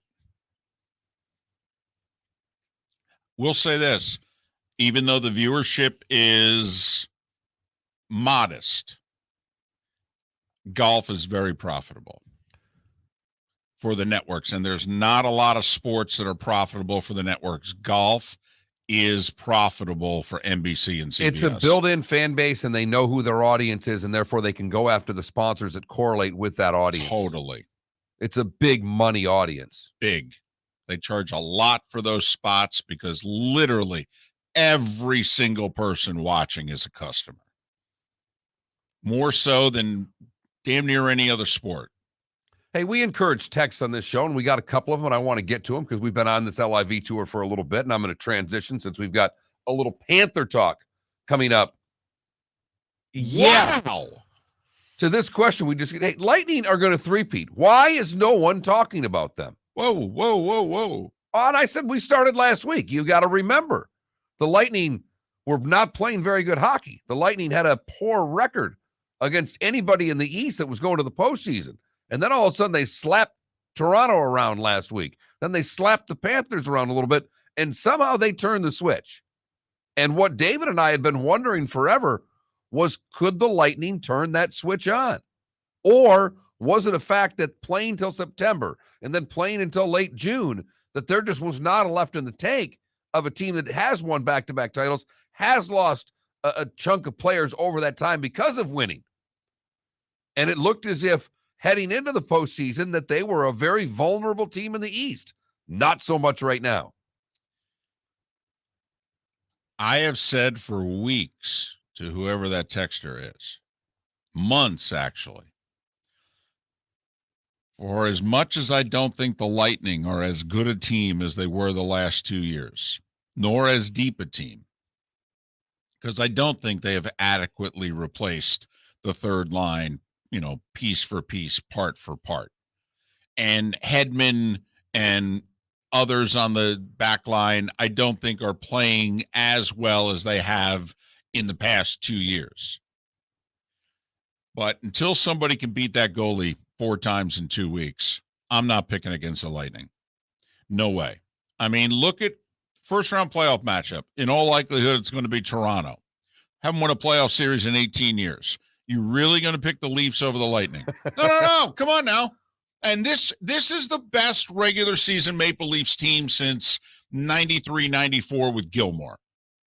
I mean, You're right. So they're damn near 30 years. But also why those teams were so good, they had Felix Potvin in nets on those Leafs teams. That's why they went to back-to-back conference finals, not to be forgotten. Leafs don't have a proven playoff goalie. Leafs are not a proven playoff team. The Lightning are the proven entity. And let's just say the Lightning beat Toronto. Okay, let's say they turn around, they get the Panthers. Come on now. Florida's got a goaltending situation. They had a goaltending situation, and they can score like anybody's business. Yes, they can. I mean, they are terrific, but they are not afraid to play a 1987 style of Edmonton Oilers Calgary Flame hockey that can get you in a lot of trouble. Defensively, they have issues. And I think the fact of the matter is that Tampa showed the other day that if they want, they've showed the firepower, and they have the best goaltender in the game. Until proven otherwise. And listen, I love Shesterkin with the Rangers, and there are others that are having great years. I mean, don't get me wrong. Vasilevsky's not going to win the Vezina this year. But if we have to list the goalies heading into the playoffs, who's the best goalie in the playoffs? That's the guy in Tampa. Period. So the coach knows how to coach in the playoffs. The players know how to play in the playoffs. And until proven otherwise, they got the best goalie in the league. All right, I got one more question on the text line. I'm switching gears, kind of a rapid fire at you. And this, Philly, you might even want to chime in here. Big Sixers fan here says, are they in trouble up 3-2 going into Toronto? No. Not yet. No. Now, we both did not think they were getting. Does anybody here think Philly advances, Miami's going to advance, they're going to play each other? Anybody here going to pick Philly over Miami? Well, no. I mean, Felipe, you're a Heat fan, but would you pick? It's my money. You're betting with my money. Who would you bet on? Miami. There you go. Defense wins championships. Not sure about that anymore, but I think they'd win the second round series against Philadelphia. Defense wins second round series against Philadelphia. well, there you go. I can go with you there. I will say Jimmy Butler, James Harden. James Harden, Jimmy Butler. I don't think James Harden's going to like the Miami series. Nope. Much. And Embiid will get his, but he'll have to earn them against Adebayo. It'll be a tougher matchup than what he's facing in this round. And he's earning them in this round as well. I think if Miami's decent from 3, they win that series. But to answer the Sixers guys' question, they lose their next game, they're in trouble. No. Trouble Trouble means they're going to lose the series. Right. Yeah, That's what they trouble lose, is. If they lose in Philly in game 5, they're in trouble. No, they lost last night in game 5 in Philly. They're heading to Toronto in For game 6. 6. I mean, the series is 3-2 right now, Series is Philadelphia. 3-2. Oh. By the way, ladies and gentlemen, Felipe is wearing a Ben Simmons Philadelphia jersey, and he had on a clown mask and Clown hair. Yes. Part of my Halloween costume last year, I was going to say, that's what we were greeted with when we came into the show this morning. I just shook my head. I was laughing. David encourages him. You never want to encourage him. David Dwork to talk Panthers. Next. Bring your big mouth to John Smith Subs and indulge in their overstuffed subs with the freshest quality ingredients. Enjoy our famous steak bomb with perfectly grilled, marinated sirloin steak topped with provolone cheese, grilled onions, peppers, mushrooms, crispy bacon, juicy tomatoes, and creamy mayo.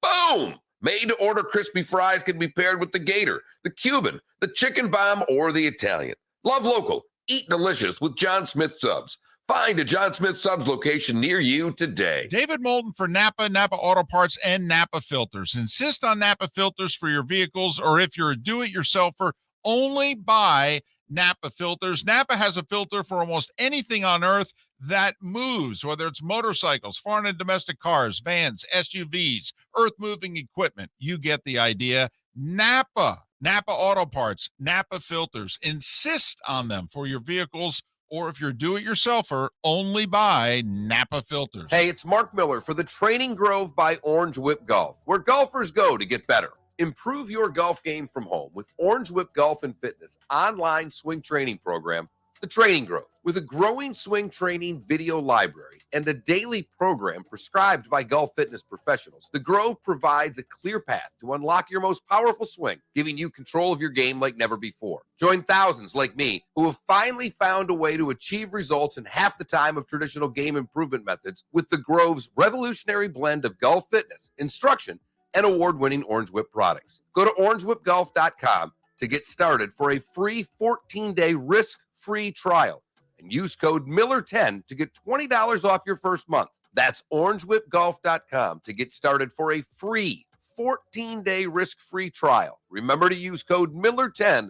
That will get you $20 off your first month. The Training Grove by Orange Whip Golf, where golfers go to get better.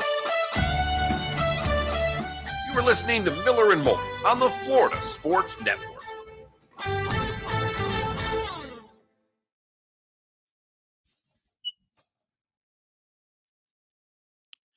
The appearance fee for Phil in the LIV, $0. I don't know about others, but for Phil, it'd be bupkis.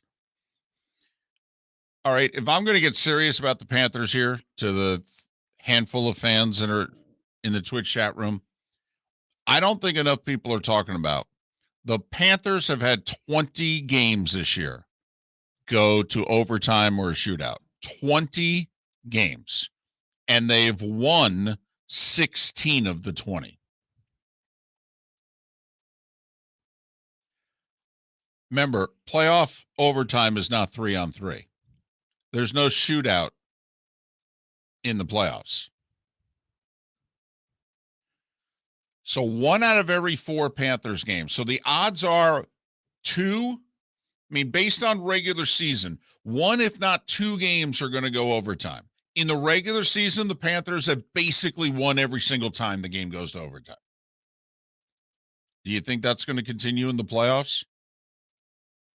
Oh, the Panthers doubled their local TV money. They just got a new deal. Did they?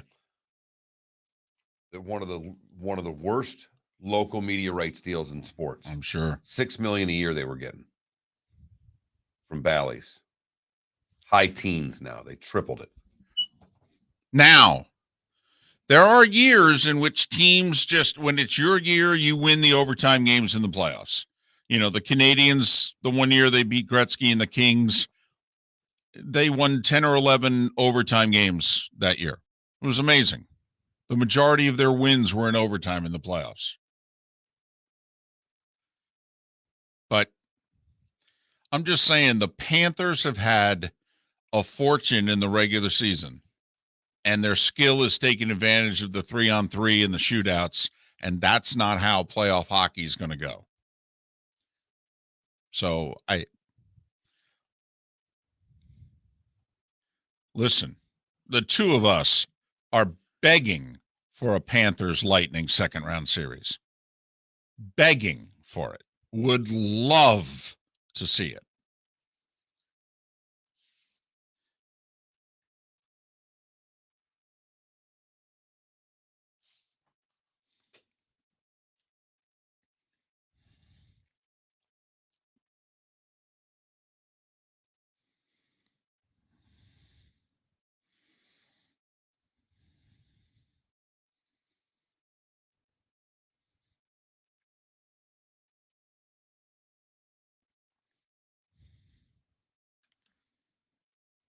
I know this is old news, but how about Scotty Barnes winning Rookie of the Year? City of Palms Classic alum.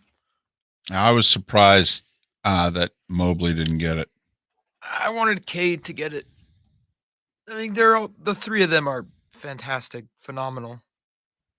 Probably one of the closest Rookie of the Year votings in recent history.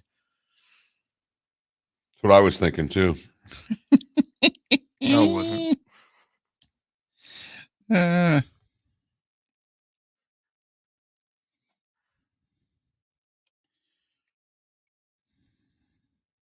rather go to the dentist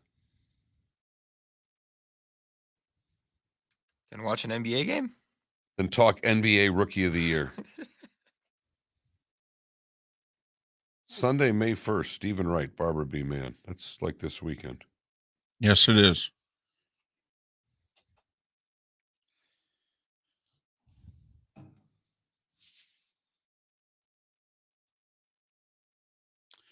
Did he get suspended? I thought he got hurt. The Blades captain. He got suspended. 2 games. Really?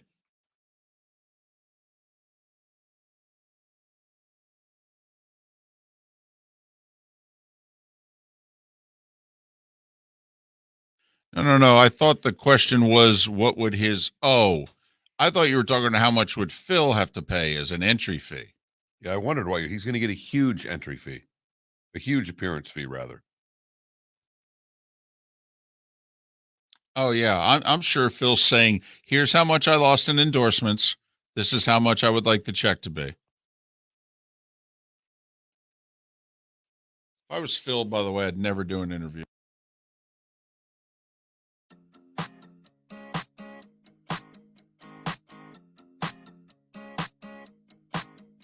You're listening to Miller and Moulton, exclusively on the Florida Sports Network. 22 minutes before the hour, Pat Kirwan with lots of NFL talk at the top of the hour. An hour from now, we'll head to Kansas City. Chiefs with 2 late first-round picks. We'll ask our friend Soren Petro, what does he think they're going to do at 29 and 30?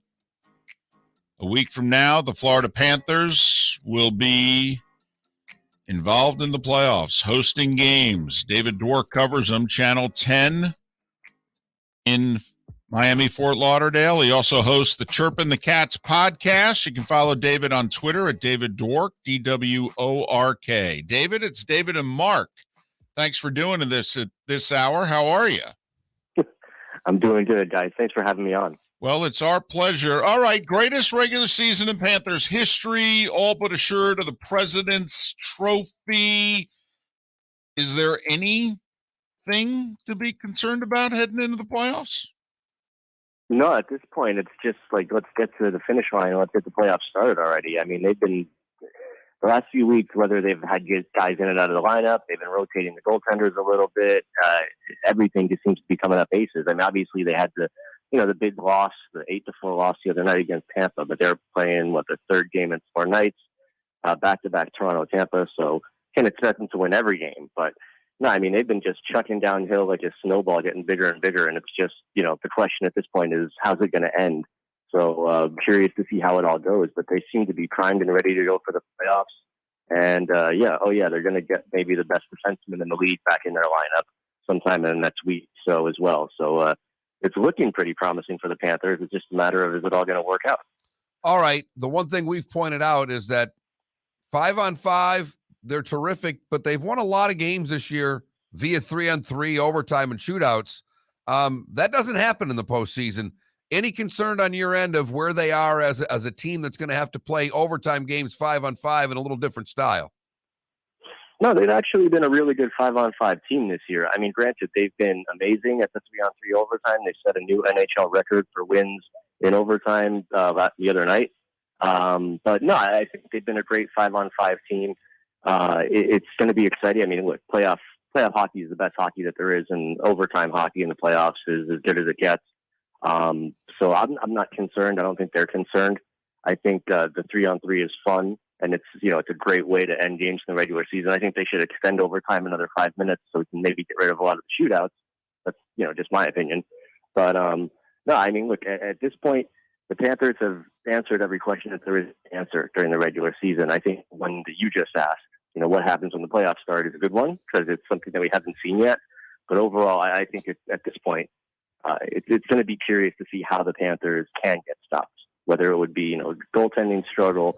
You don't really anticipate the scoring to fall off because it's been so consistent all year.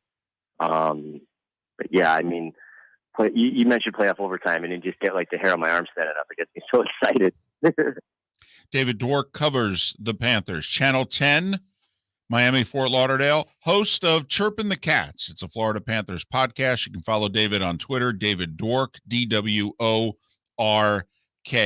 Have the Panthers talked about what, if anything, they learned from last year's series with the Lightning? Because we watched that series intently, and we thought 5-on-5, the Panthers were the better team. Really outplayed the Lightning for longer stretches of time than any of the other three teams that Tampa had to go through to win the Cup. Yet Tampa won it in 6. Have the Panthers talked at all about anything that they think they learned from the Lightning last year? Yeah, it's come up a lot this season, actually, just because, here we are, over a year later at this point, and it's still talked about, as you said, as the best playoff series that there was last year, even though it was an opening round series. I mean, the teams are pretty evenly matched, and as we saw the other day, they still do not like each other at all, and that's putting it nicely. And in terms of things they've learned, I mean, you talk to a guy like Sam Bennett, and he said, look, there's a line that you can't cross, and we saw him cross it last year in Game 1. It ended up costing him Game 2 that he was suspended, and it was a game that the Panthers lost. They lost both the first 2 games of that series. Ryan Lombard, he said some more things that, look, we've really got to make sure we maintain our focus and keep our eyes on the prize because, the emotions maybe got a little out of check last year. So, while they did play their game, and they're certainly a better team this year just by virtue of they're much deeper roster-wise. But no, you take those lessons, you put them in your back pocket, and you move on. And I think we've seen in the season this year that they've taken a lot of those lessons to heart because they've been very composed this year for the most part, and they've just been churning away. So I'm curious to see once the playoffs start, if it just maintains that level, if they continue to maintain their focus, coming to work every day, putting the work in, all those cliches that we've been hearing all season that have driven this team to, what probably is going to end up, even 20 years down the line. This could end up the best Panthers season that the team ever has. I mean, they're closing in on 60 wins. I think there's only three or four teams in NHL history that have won that many games in a regular season. So I think they're going to take everything that they learned last year between the regular season and the playoffs and hopefully apply it here in the next couple of months. Who would you most like to see him play in the first round, and who would you least like to see him play in the first round? I don't know, because for a while you were thinking Washington would be a good first-round opponent just because they appear to be maybe the weakest of the Eastern Conference playoff teams. But, now Pittsburgh lost their goaltender. Tristan Jarry has been out, so you're wondering, well, maybe Pittsburgh's a little bit more vulnerable. But playing a team with Sidney Crosby or Alex Ovechkin, or you could end up playing against the Boston Bruins, and but there's no love lost between South Florida teams and Boston teams. We all know that. They're all so good in the East, fellas, that it's really hard to pick your poison because every team in the Eastern Conference playoffs has got at least 100 points. So I don't really have a preferred opponent for the Panthers. I'm more anxious to just get there and see what they can do.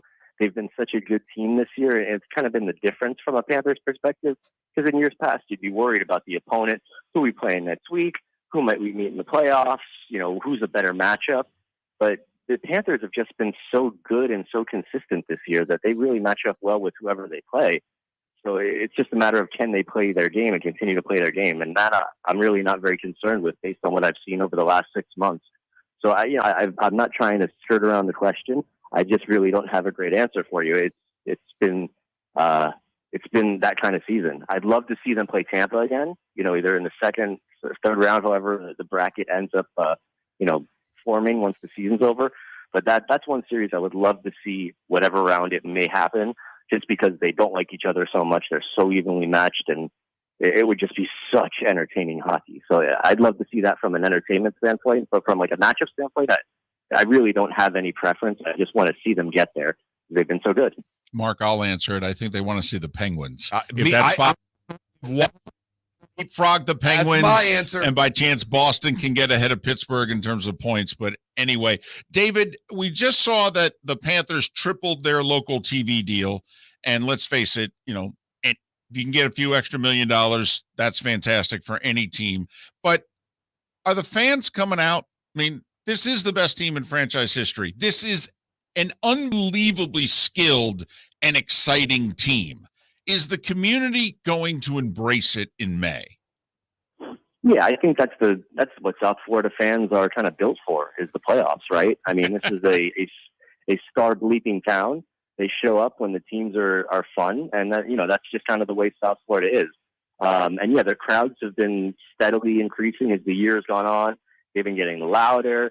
They're singing along to like Sweet Caroline and Living on a Prayer and doing the wave and having all these fun things in the arena that we really haven't seen a whole lot of at all over the last, couple of decades. But there definitely was a slow but steady buzz building in the regular season. I think it definitely picked up some steam over the last month. But I fully expect the building to be loud and packed and sold out for the playoffs, because that's where South Florida sports fans shine. No doubt. All right. I know you alluded earlier that you're not worried about the scoring, but scoring will go down in the postseason. It just does. Is the goaltending good enough? Oh, that's been the big question mark for me over the last, really all season. But because the goaltending is really anything that hasn't been up to par with the rest of the play. I mean, the offense has been great. The defense has been decent. It certainly has come back around recently. I think before the Tampa game, they had gone like 6 straight games where they gave up 2 goals or less. We know that their goaltenders have the ability. I mean, Sergei Bobrovsky is a Vezina winner 2 times. His first 2 years in South Florida hadn't been great. This year was by far his best year. He's up to, I think, 39 wins. His, goals against and his save percentage are pretty respectable, and shown that he certainly has the ability to carry them throughout the playoffs to wherever they need to go. It's just the consistency, the leaky goals have been an issue. That really is the big question, is whether the goaltending will hold up as they get through the playoffs. Based on, it's really hard to even predict, because it hasn't been consistent. It's been very ebbs and flows. So that's the big question for me as well, is it's going to be Bob. We know that. We've asked Bruno. We've seen how he handles the goaltending. The guy that they go with at the beginning of the playoffs is going to be Sergei Bobrovsky. Personally, I don't want him to have a short leash. I think last year, starting 3 goalies in a six-game playoff series was a disaster, and I think it was a big part of why Florida didn't come out on top in that series. So whoever they go with in game 1, and as I said, I'm quite sure it's going to be Bob at this point. That's the guy they roll with. So it's just got to be a hope that Bob is where he needs to be mentally. Physically, he's fine. He's the hardest working guy in the team, probably. But hopefully he's in a good place where he can lead the Panthers to where they need to go. If the goaltending holds up, fellas, I think that's going to be the X factor. If the goaltending is good, there's no stopping this team. Well, if the goaltending's good, it should be a pretty deep run. Don't know if it's all the way to the end, but it should certainly get them out of the early rounds. And, hey, the Panthers have recent playoff history they have to overcome as well. David, thanks for making time for us. Hopefully you'll agree to do this again down the road. And hopefully we're doing it a lot. Yeah. Because that means the Panthers are going on a run, David. Yes, let's talk a couple more times between now and the summer. Let's get this run going.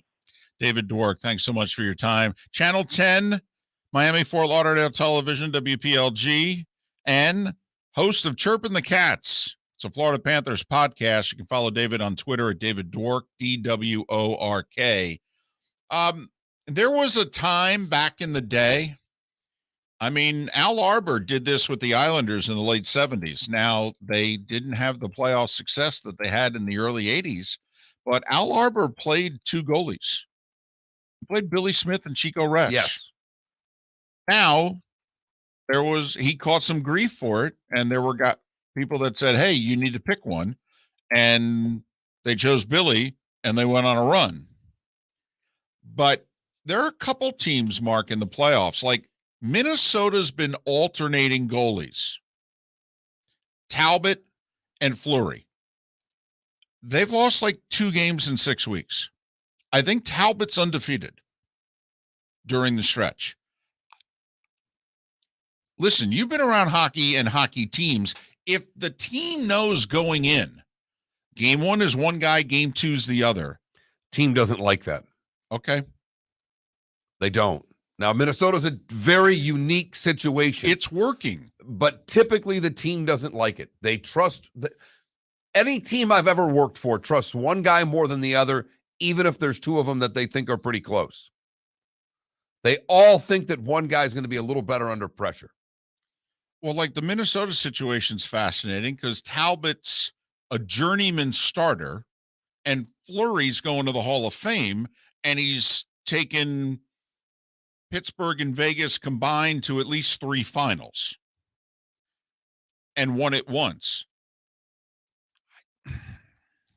David, I'm just telling you, the teams I've worked for, the locker rooms I've been in, they all trust one guy more than they trust the other. It doesn't mean that it can't switch, because the year I was lucky enough to work for a team that won a championship, right? A team in a game we're getting blown out, the backup comes in and he took over. It is interesting that you mentioned that teams just have more faith in one guy over the other because, and you're a Wings fan, so I don't have to tell you this, but it was about 25 years ago. Chris Osgood was their number 1 through the regular season. Mike Vernon was the veteran backup. And Scotty Bowman at the beginning of the playoffs, after Osgood had led them to the President's Trophy and the whole deal, he put Vernon in the nets, and they won the cup with the guy who for 6 months was the number 2 guy. And I wouldn't have a problem. I mean, this is also an interesting situation. This Panthers head coach was not the head coach at the beginning of the year. Quenneville got fired in the whole Blackhawks sexual abuse story. Right. And so he's going to be coaching in the playoffs for the first time and making these decisions. I actually wouldn't have a problem if the Panthers went Bobrovsky night. But there's no doubt they're going to go Bob until he falters. And they have to. They have to. Some interesting goaltending decisions, though, throughout this league come playoffs. Pittsburgh's got one. Their number 1 guy's been banged up. The number 2's playing really well. Carolina's had some injuries at the goaltending position. So, yes, it'll be fascinating starting just a couple of days. Yeah, playoffs get underway Monday, right? Right. Most teams with 2 games left, some with 3 games left in the regular season. Pat Kirwan, the draft is 2+ days away. Plenty of NFL talk next. David Moulton for Napa Auto Parts, and Napa Filters. Insist on Napa Filters for your vehicles, or if you're a do-it-yourselfer, only buy Napa Filters. Napa has a filter for almost anything on earth that moves, whether it's motorcycles, foreign and domestic cars, vans, SUVs, earth-moving equipment. You get the idea. Napa Auto Parts, Napa Filters. Insist on them for your vehicles, or if you're a do-it-yourselfer, only buy Napa Filters. Hey, it's Mark Miller for the Training Grove by Orange Whip Golf, where golfers go to get better. Improve your golf game from home with Orange Whip Golf and Fitness online swing training program, The Training Grove. With a growing swing training video library and a daily program prescribed by golf fitness professionals, The Grove provides a clear path to unlock your most powerful swing, giving you control of your game like never before. Join thousands like me who have finally found a way to achieve results in half the time of traditional game improvement methods with The Grove's revolutionary blend of golf fitness, instruction, and award-winning Orange Whip products. Go to orangewhipgolf.com to get started for a free 14-day risk-free trial and use code Miller10 to get $20 off your first month. That's orangewhipgolf.com to get started for a free 14-day risk-free trial. Remember to use code Miller10. That will get you $20 off your first month. The Training Grove by Orange Whip Golf, where golfers go to get better. Bring your big mouth to John Smith Subs and indulge in their overstuffed subs with the freshest quality ingredients. Enjoy our famous steak bomb with perfectly grilled marinated sirloin steak topped with provolone cheese, grilled onions, peppers, mushrooms, crispy bacon, juicy tomatoes, and creamy mayo.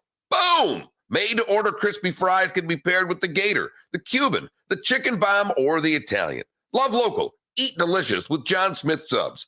Find a John Smith Subs location near you today. Hey, it's Mark Miller for the Training Grove by Orange Whip Golf, where golfers go to get better. Improve your golf game from home with Orange Whip Golf and Fitness online swing training program, The Training Grove. With a growing swing training video library and a daily program prescribed by golf fitness professionals, the Grove provides a clear path to unlock your most powerful swing, giving you control of your game like never before. Join thousands like me who have finally found a way to achieve results in half the time of traditional game improvement methods with the Grove's revolutionary blend of golf fitness, instruction, and award-winning Orange Whip products. Go to orangewhipgolf.com to get started for a free 14-day risk-free trial and use code Miller10 to get $20 off your first month. That's orangewhipgolf.com to get started for a free 14-day risk-free trial. Remember to use code Miller10. That will get you $20 off your first month. The Training Grove by Orange Whip Golf, where golfers go to get better. You are listening to Miller and Moulton on the Florida Sports Network. Point blank, I go, and it's different than ours. I go, your style does not work with us. You're too all over the place, call last minute, this, that, and the other thing. I go, Mark and I know on Monday what our week looks like. We do. We both have multiple jobs. He's got a grade schooler. I go, we know on Monday morning what our week looks like. We know when we can, go play golf. We know when we have an afternoon we can do something, I'm pretty fired up. Softball ends this week. It's just a lot of between gymnastics twice a week, softball 2-3 times a week, that's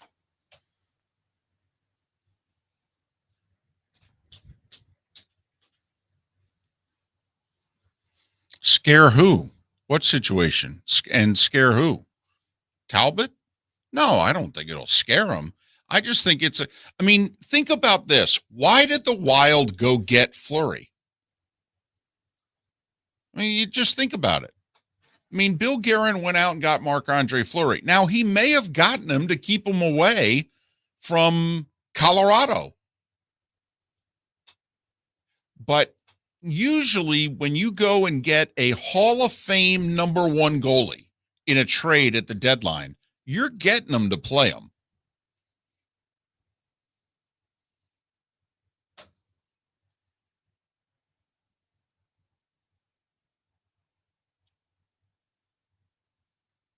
And it's one thing, you handle the regular season however you want to handle the regular season. A couple of veteran goalies, play them every other game. I actually think more teams should do that, to be honest with you.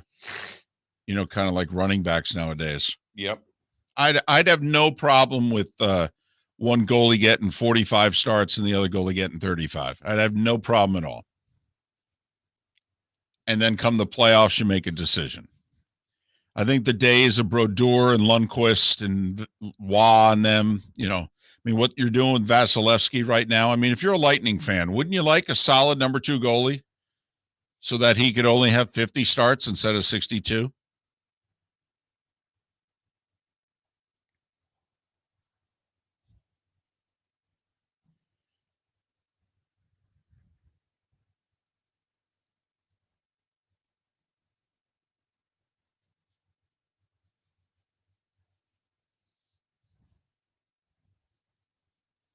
Well, Pittsburgh got a little fortunate there. Murray was just a young guy who came up and excelled. That wasn't the plan. It just worked out. It backfired. And then it fell apart. Did win 2 cups, though.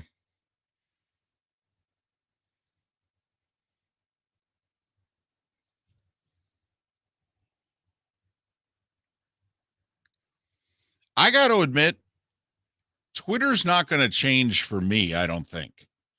I know there are a lot of you, been out of shape one way or another about this. I don't see how this, Mark, how's Twitter going to change for you? It's not. I don't know. For those of us that just use Twitter to either be somewhat entertained and or get information from, I don't see how it's going to change.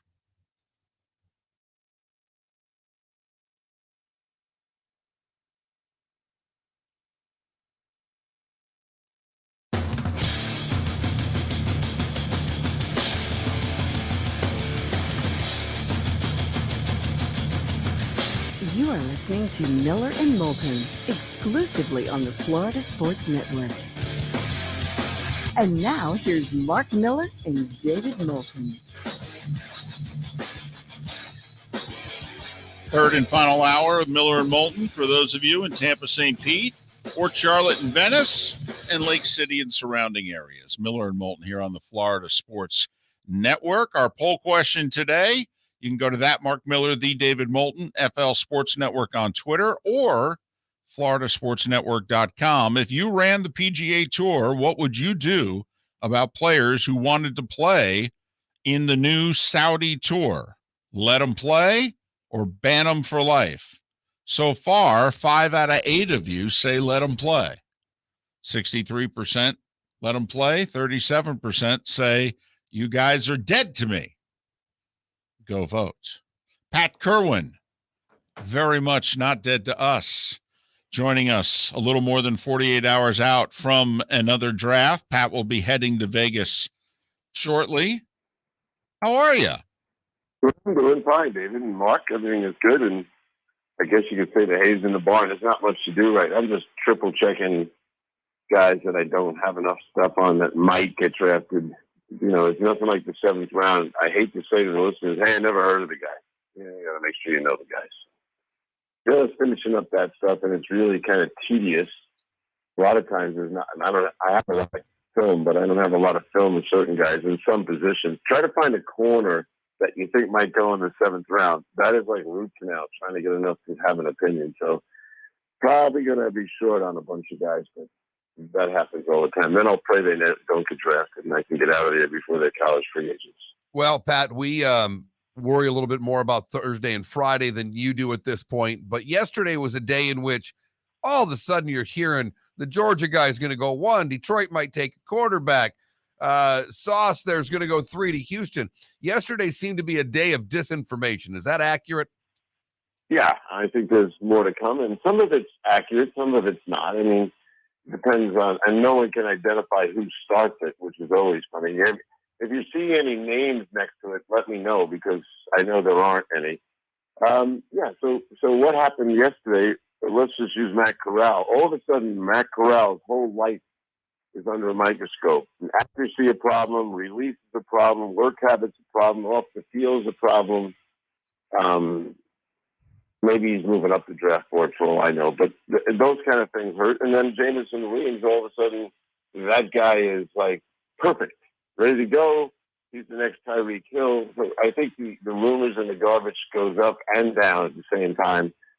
Some of it is true, though, and some of it isn't. So you have to sort through. I know this. The guy who's making the picks, he's not talking to the media on any of the 32 teams. So if you're getting your information, not you guys, any of us, from a quote-unquote area scout, you could start laughing now, because most of them have been asked, you can go home now, or you can go down the hall and schedule your next fall schedule because you're done. They're information gatherers, and the information gathering is over. He's Pat Kirwan. Weekday afternoons, he and Jim Miller host Moving the Chains on NFL Radio. And Pat joins us twice a week throughout the season, courtesy of Pinchers, from Tampa to Key West, and many points in between. Pinchers, because you can't fake fresh. So, Pat, is today and tomorrow the days in which you finalize with other GMs? Hey, if I want to move up from 31 to 17, what's it going to take? Or is that what's going on right now, because the boards are set? Yeah, I think a couple of things are going on. One of them is that, for sure, and I used to enjoy that part. Like, I had my assigned teams that I had to deal with because I had a relationship with those guys, and I'd come back down the hall to the general manager when it was Dick Steinberg and say, look, we can do a deal with these guys if things work out that their pick is gone and ours is there, and this is what they will take for it. I have to confirm to them that we would do that, and then, we would do that. And then I just call back and say, hey, let's put ours together here. It's ready if everything falls into place. So, and sometimes you had to say, nah, he doesn't want to do it, or that kind of thing. But yes, you are working on that stuff. It's impossible to make a trade cold during the 5-minute period that you get between picks. It just doesn't work that way, especially with these new young GMs. Now, they like making trades, but call one of those guys up with 3 minutes left on the clock and let them see if they can figure it out. It's very hard for them. I don't blame them because they've never done it before. So setting them up with an idea and a concept is a good idea, and that's happening in the next day or so. I will say that just a swap of spots, like let's say Detroit wanted to go to 1 from 2, you might have the ability to get even that kind of thing done. And we did it for a player, and I think there will be some players involved in trades that, guys that don't have a lot of draft picks, they're going to have to give away players to get stuff. So that'll happen, and you can almost figure out which guys would be available. And some of them have been available all spring, and nobody's touched them yet. So you can see player draft day trades now. All right. Speaking of which, Baker Mayfield, you're tied in pretty good in Cleveland. We've asked a lot of Baker questions of you, but I don't know if I've ever asked you, what would you be doing if you were running Cleveland right now? What would you do? I would absolutely let 2 or 3 clubs that were serious, that have called me multiple times, that have real interest in Baker, that I would take and pay half the money. It's 18-8, so we'll pay 9 of it if you want to do it. And here's the compensation we're looking for. Now, you say, I'm looking for a second for Baker, and I go, no, we couldn't do that because he's still on a 1-year deal. We could give you a fifth if you're paying half the money. So that goes back and forth, and sometimes it dies on the vine. But you gotta coordinate compensation with how much money you're going to pay. All right. Because most teams don't have a ton of room right now. What if I said to you, listen, and I'm talking from the Browns' perspective, and you're the team interested in Baker. I'll pick up 15 of the 18-8. Basically, I got 15, you got 4.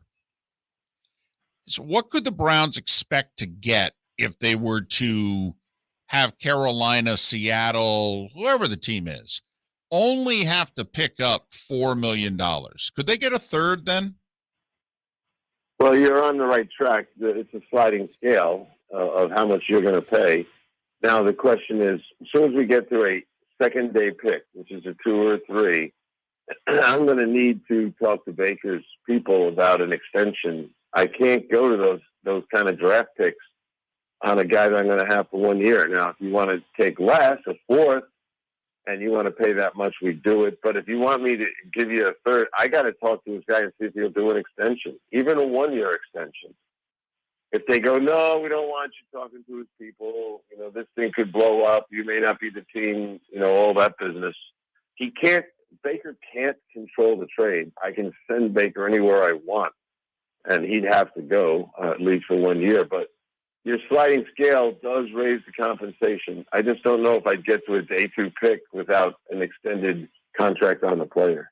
What does 32 and 34 get you for Detroit? How high up could they go if for some reason, the talk yesterday, they might want Willis, or if they want Ritter, they want the kid from Cincinnati there. How high up could they go? Because we know somewhere between 16 and 20, we think quarterbacks are going to get taken. Could 32 and 34 get you to 17, Pat? No, I don't think it can. I think it's pretty far away, but it does get you up there a ways. Now, a lot of guys, they really just want to keep talking like that, and then when you find out, really got to put more in the package to move up where you want to go, then they balk on it. That's why a lot of things fall apart. So 32 and 34, what else would I have to add to that? 1,000, 15. I think you can get to like maybe 13. The charts don't all work the same way, but what I say, if you're close and they're really, we might do that, but you got to throw something in on top of it to finish off the deal. That's why you always see these odd endings, like our 5th for your 4th and all that nonsense. Those are closers. They were real close, and they needed one more piece of feel good to do it. And I always say, just throw in next year's 3rd or 4th. Just throw that in there and finish it off. But a lot of guys get to the point, Mark, right where you are, 32 and 34, and then they put a line in the sand. He goes, I really can't do more than that. Well, if you can't do more than that, then I just say goodbye, because we're the ones that are going down to the bottom of the round. some guys want to go down to the bottom round. I said yesterday, and I know I talked about this last year with you guys, there's nothing really preventing me if I'm at pick 15 and I know the guy I want is going to be at the bottom round. Why do I just keep passing? Don't turn in my card. No one's ever done it, but I wonder why you wouldn't. If I have cap problems and I don't want to spend the money, or I can't spend the money without cutting someone right after the draft, then maybe I'm just holding my no. Because if you don't get it in 5 minutes, that 16's running up with his. We talked about this the other day. We always, when I was on the board, we always had our players' names, 2 names. One, in case you had the same name we did, and 2, we're just ready with the second name. And if you're like what happened with the Vikings and Mike Tyson, right. You run up and turn in your card. But if I did it intentionally, Dave, this is right up your world. If I'm at 15, I really don't want to pick till about 28. Why would I just hold my card? Hold my card. Save money with every pick that goes by. That is for sure. Pat, we're pressed for time so quickly. Like the Chiefs, and I know you were talking about this on your show yesterday. The Chiefs with 29-30. Do you think Houston's second first rounders at 13? Would 29-30 get you to 13? Because 13 could be Jordan Davis.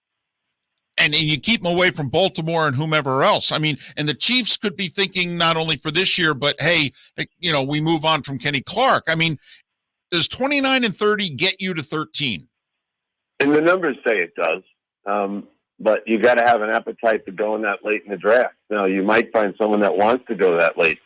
This is when the trade chart doesn't work, when you're moving that far down in the round. But someone who says, we don't have a lot of picks, and we need to get more picks, that guy's listening to that deal because he can look at the trade chart, or at least the one he's got in front of him, there's a lot of them, and justify it and turn to his own and say, hey, the numbers work for us. Yeah, you could do it. Well, I think Kansas City is a team that if they have as Jim likes to call him, blue chip player, no one knows who a blue chip player is until they play for 2 years. But if you really thought there was one guy that's a key piece of the future, yeah, you try to do that. And I think that's enough now. And he's done it before, right? He has. He's packaged stuff. That's right. He did it for Mahomes. More with Pat Kirwan on the other side. The draft is, officially 2.5 days away. Pat Kirwan from NFL Radio's Moving the Chains, courtesy of Pinchers. More with Pat after this. Miller and Moulton, the Florida Sports Network. Hey, it's Mark Miller for the Training Grove by Orange Whip Golf, where golfers go to get better. Improve your golf game from home with Orange Whip Golf and Fitness online swing training program, The Training Grove. With a growing swing training video library and a daily program prescribed by golf fitness professionals, The Grove provides a clear path to unlock your most powerful swing, giving you control of your game like never before. Join thousands like me who have finally found a way to achieve results in half the time of traditional game improvement methods with The Grove's revolutionary blend of golf fitness, instruction, and award-winning Orange Whip products. Go to orangewhipgolf.com to get started for a free 14-day risk-free trial and use code Miller10 to get $20 off your first month. That's orangewhipgolf.com to get started for a free 14-day risk-free trial. Remember to use code Miller10. That will get you $20 off your first month. The Training Grove by Orange Whip Golf, where golfers go to get better. David Moulton for Napa, Napa Auto Parts, and Napa Filters. Insist on Napa filters for your vehicles, or if you're a do-it-yourselfer, only buy Napa filters. Napa has a filter for almost anything on earth that moves, whether it's motorcycles, foreign and domestic cars, vans, SUVs, earth-moving equipment. You get the idea. Napa Auto Parts, Napa filters. Insist on them for your vehicles, or if you're a do-it-yourselfer, only buy Napa filters. Bring your big mouth to John Smith Subs and indulge in their overstuffed subs with the freshest quality ingredients. Enjoy our famous steak bomb with perfectly grilled marinated sirloin steak topped with provolone cheese, grilled onions, peppers, mushrooms, crispy bacon, juicy tomatoes, and creamy mayo.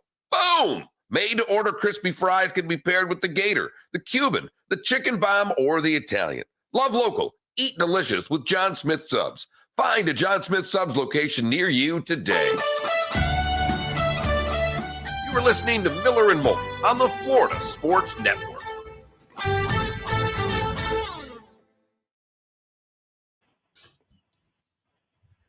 Pat, your guy's suspended for 2 games. I know. I Listen, don't think we're going to get out of the first round. really? No.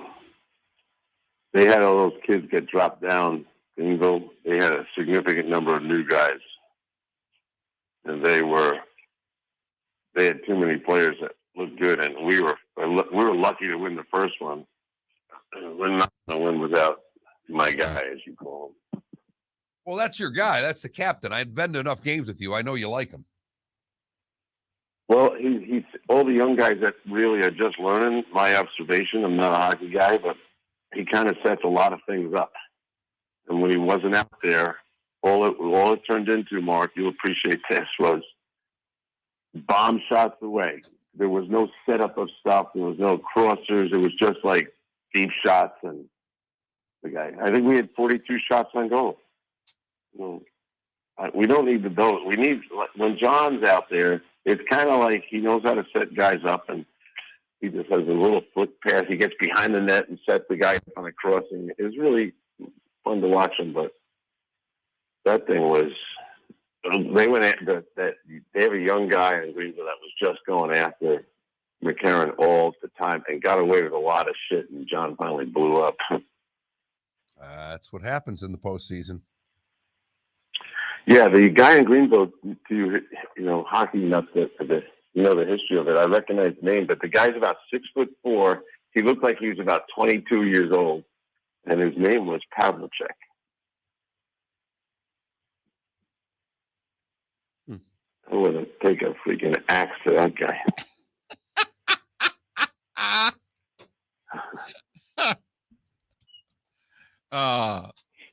Let's see.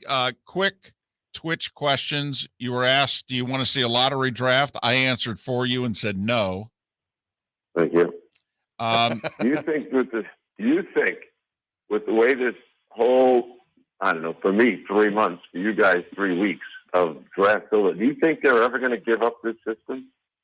Well, here's the only thing I said, Pat, is that a lottery somewhere between free agency starting and the draft, whenever you want to do it, it's another night in which they have 2 hours they don't on television.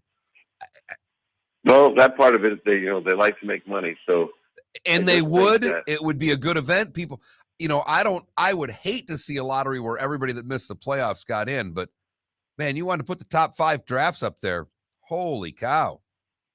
Well, I would say this is one of the, and we'll never hear it from them. They'll never do it, is because it's an admission of cheating. When you put a lottery system in now with all this, suck for luck and all that other stuff, you're basically saying we have to control the problem. And we think this will control the problem. That's why I don't think they'll ever do it. Well, David's theory is they won't do it because the other leagues have done and they don't follow other leagues. They definitely don't follow other leagues. No, they laugh at other leagues. The arrogance level is pretty high when you're in the league office. Well, they're on a good run. I mean, yeah, and I've said 1,000 times, the only thing that's going to stop the NFL is the NFL. No doubt. They just can't get it. But some of the young guys in there think that, it can never fall. Their arrogance is going to get them. I've said that to Roger. I said, just pay attention to some of the young guys in your building. They've never known any hard times. They think if they wake up and have an idea, because it's the NFL, it's a great idea. I can get Roger nervous once in a while. Just go walk the building, figure it out, man. There's people in too many spots and I said, I hear it from this network side too. They bitch and moan as well. Cole Coward, he'll tell you. But I think they won't do it because they like exactly the way this is. Quickly, Ryan in our Twitch chat room is curious, how far do you think Ajabu falls? Well, I know you guys think he's fallen to the second round. If Kansas City ever stayed where they are, they're a prime candidate to take him. 10 seconds. With one of those 2 picks. All right, here we come. I think it'll be the bottom half of the first round. All right, coming back.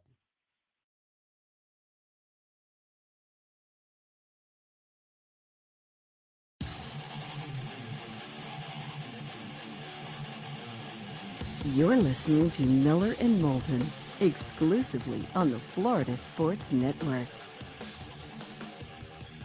21 minutes past the hour. Our remaining moments with Pat Kirwan. Our last minutes with Pat before the draft. And I don't think we're going to have Pat on Friday. There's no way we're it's having a Pat 5 on a.m. Friday. wake-up call after he's worked all day. And all night. Right. So this is it. All right. Is there something out of the norm that you actually think is going to happen? Well, there's a lot of crazy things in this world. I think there'll be some veteran player trades, but the draft has got a strange top to it. So this reminds me of the draft we had when there was no quarterback. You don't know. I don't think these quarterbacks are going to go. What would be strange to me personally is if 4 quarterbacks went in the first round. I think the real decision makers can't see doing that. If they do it, probably 2 of them will get fired in 3 years for taking the guy and him not working out. That's what happens when you take a quarterback by reaching for him. So I think most of the guys are smart and they won't do it. There's guys I like in this draft that are going to go later than they should. And I don't understand why, and I think there's some real opportunities. We've talked already about the average draft entry point for wideouts and running backs. I was looking at corners yesterday, and there's a number of first-round corners in the top 10 corner population, but there's also college free agent guys in there. So I don't know. I think the draft will kind of peel off like they always do, and then I'll be crying for some guys at the end of round 3 that I can't believe went to the 3rd day. Kirwan Winfrey, there's a guy, a defensive tackle from Oklahoma. All these 4-man fronts are begging for a 3 technique. They can't find them anywhere. There's no guys with great quickness. Maybe there's 1 or 2. That guy Winfrey, if he falls into the 3rd round even, which everyone thinks he will, I think that's a huge mistake. I spent, 10 years looking for 3 techniques, and they're hard to find, and he's one of them. That made 30 plays behind the line of scrimmage in 23 college games. Goes to the Senior Bowl and basically beats up every offensive guard at the game. I don't understand. And he's a good kid. Talked to him for a while yesterday. Just put him back on the air so people can hear. He's a good guy, and he plays hard. All right, we got a question in our Twitch chat room that I was going to get to about Deebo Samuel. Is he going to get dealt before or during the draft? And John Lynch yesterday said, I can't see a scenario where we'd move him, which sounds to me like I can't see a scenario where we'd move him unless we get an offer that we really think is fantastic. So please start calling.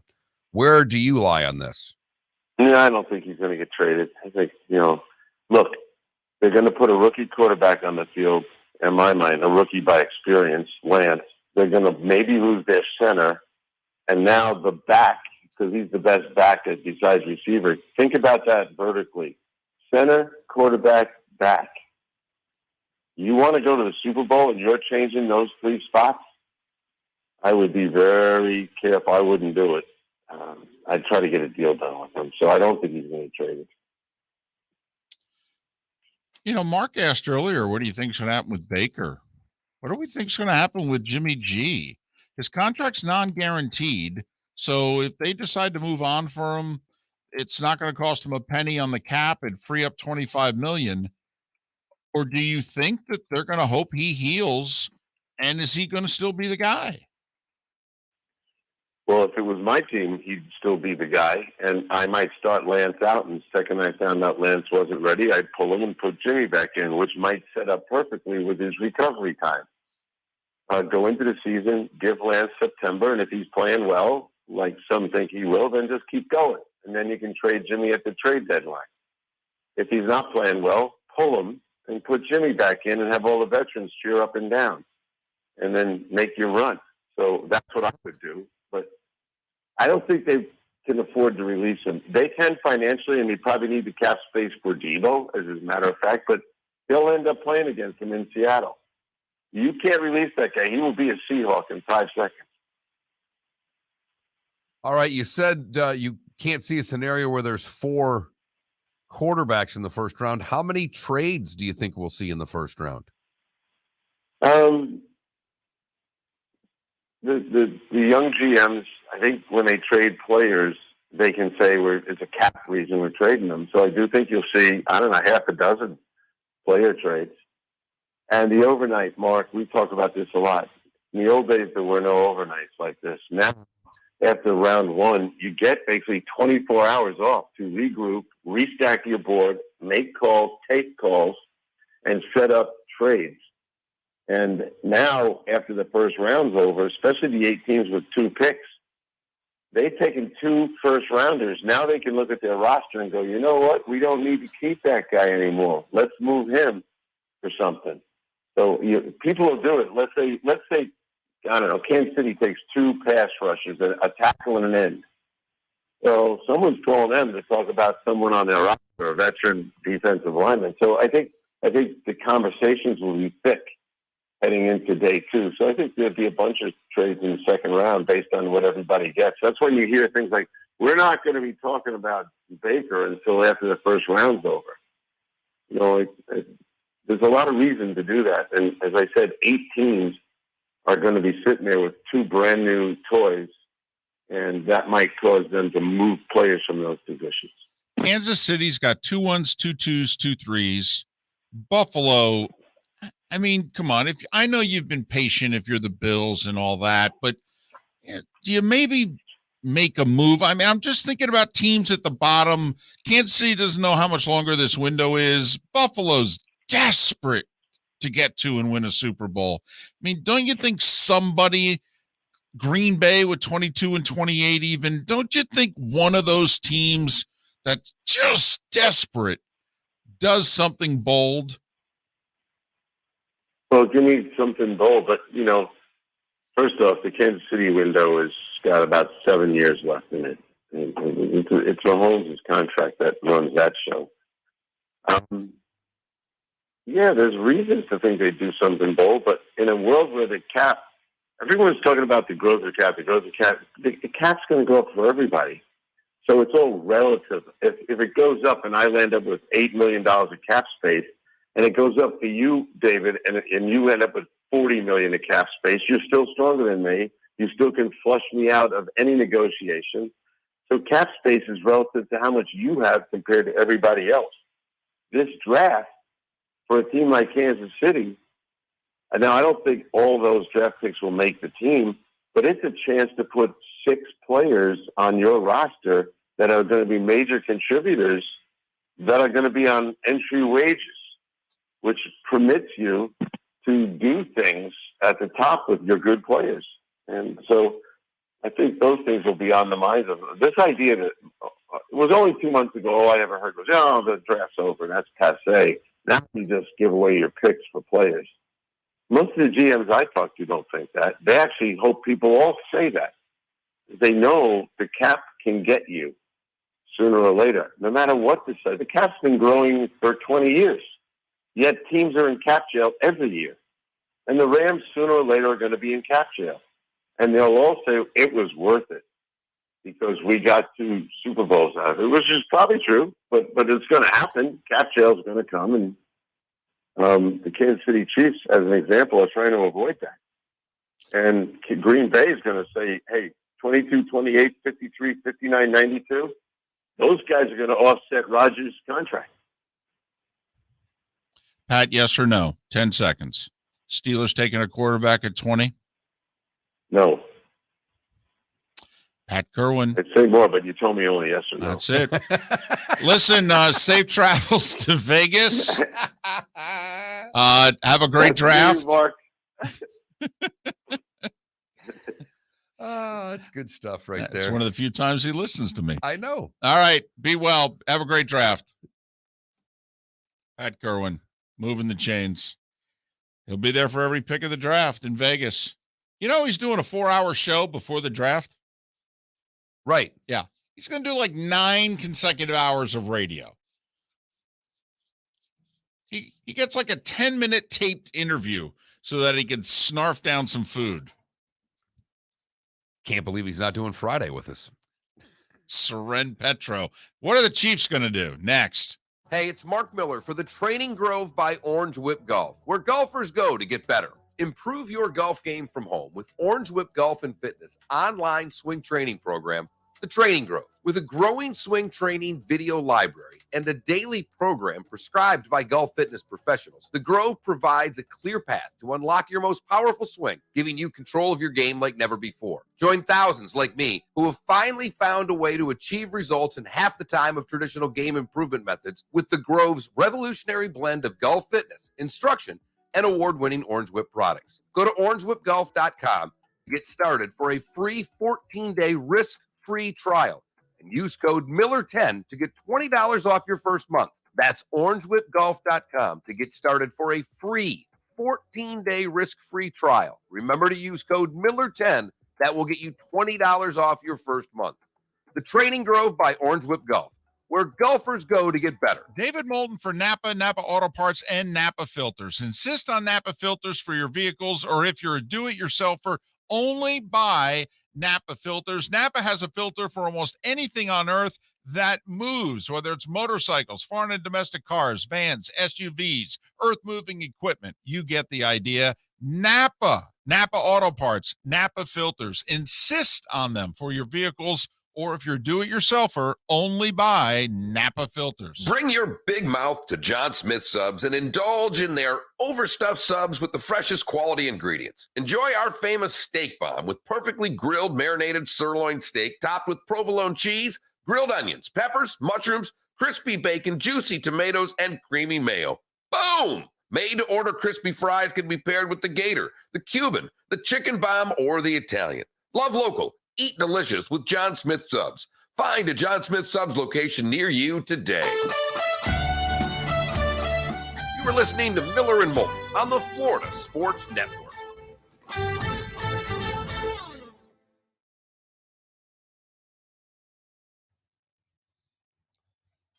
It's late April. Hey, well, that's why, and again, that's why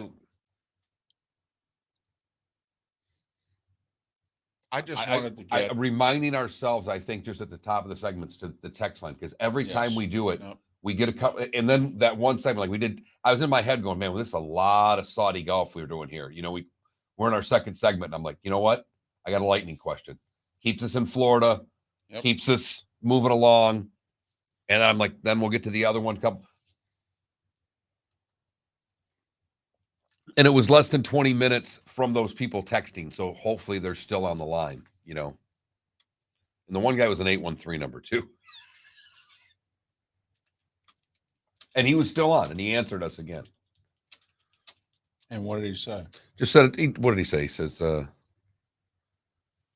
I says, this is FSN, nothing. He just says FSN radio, playoff hockey, nothing better. Lightning learned their lesson after getting swept in the first round. Regular season accolades are meaningless. It's all about lifting the cup. Totally.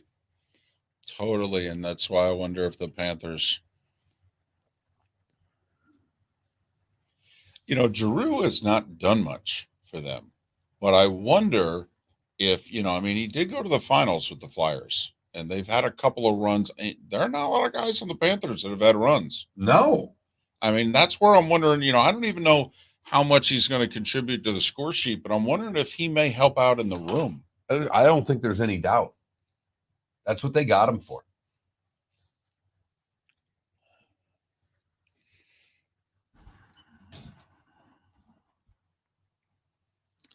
Well, let's see. Highest paid quarterbacks: Rodgers, Mahomes, Allen. Allen's a little, well, would you go Allen because of Diggs, or would you go Carr because of Devontae? I mean, Carr's, although his extension doesn't kick in until next year. Yeah, Carr's not making that much money. Yeah. This year, Carr may not count because his $40 million doesn't kick in until next year. I'll go Brady with Mike Evans. Ooh. Wow. That somebody's getting dirty. Oh, off the top rope there. Coming.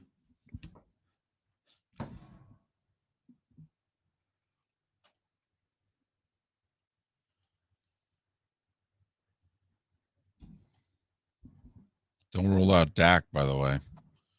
Now that what's his face is a number one. They did lose 2 of their top 4 wide receivers. I hate this microphone. And unfortunately, we can't F with it too much. I just want it to stay. Right. Does the thing underneath it tighten at all? No, it's set up so there's a little loose, so it does that, I guess. Yeah, well, you're right. You can't get it up against it. Right. Did you know that $43 billion is 88 Patrick Mahomes contracts? That's true. I didn't realize it's been 3 weeks since you shaved last. Weeks or months? It's everything but this.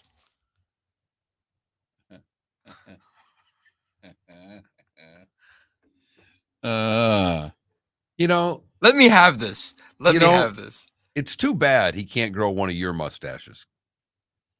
I still haven't seen a picture of a David Moulton mustache. Oh, you can see Yeah. facial hair. Oh, no. There, it looks like there's a small caterpillar on his lip. Right.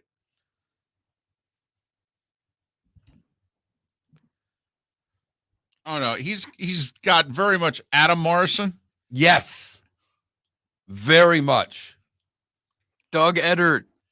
No, it's the same thing. It's a little better than that. It's more Adam Morrison Yeah, Eddards. I because of think your hair. Eddards. I think Eddard didn't actually have- worse than you. Yeah, it was. Eddards It was was lighter, and pathetic. he's got a good head of hair. Eddard didn't have a good head of hair either. I did. Canada relief. At least you noticed my haircut. My wife still hasn't noticed. We're coming back.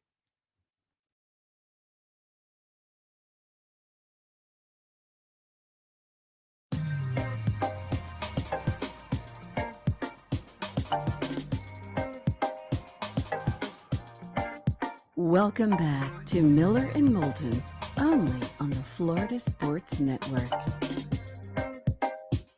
22 minutes before the top of the hour. Miller and Moulton, Florida Sports Network. Thanks so much for being with us. Longtime friend of the show. We don't know why. We can't do anything for him, but he does a lot for us. He's Soren Petro, Sports Radio 810 in Kansas City.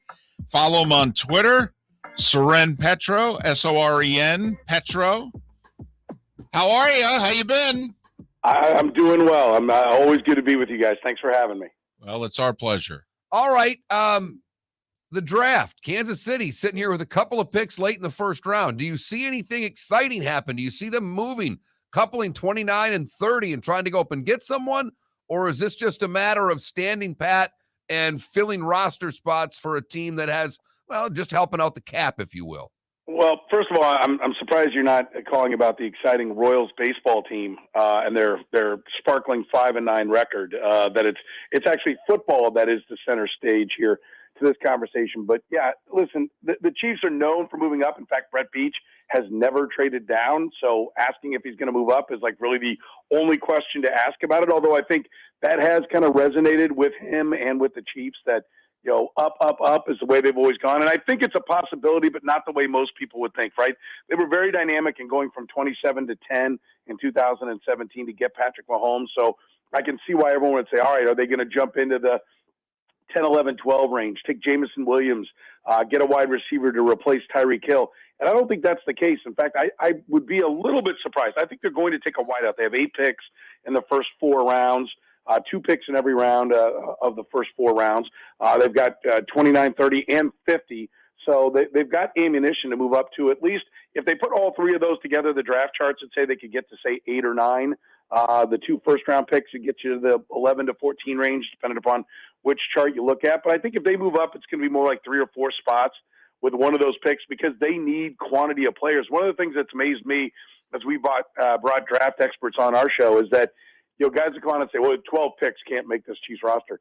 I don't think you've looked at the roster. Like after the starters are very strong, but you need a program to figure out who the backups are, and they need depth. So if they move up, I think it'll be a mild move up in the first. I think they're more likely to move up in some of the second, third, fourth rounds with some of their other picks than they are to move up at 29 and 30. In fact, I think we might see them actually move down at, say, 30 and try to pick up some more of those second rounds. Brett Beach said in his speech the other day that he thought 30 was the sweet spot in the draft. So getting an extra pick in the second round is something I think they wouldn't mind doing. Well, and 29 or 30 could be a spot for a team wanting to trade back in, take that third quarterback, keep him away from Detroit at 32, or the Bengals maybe trading out at 31.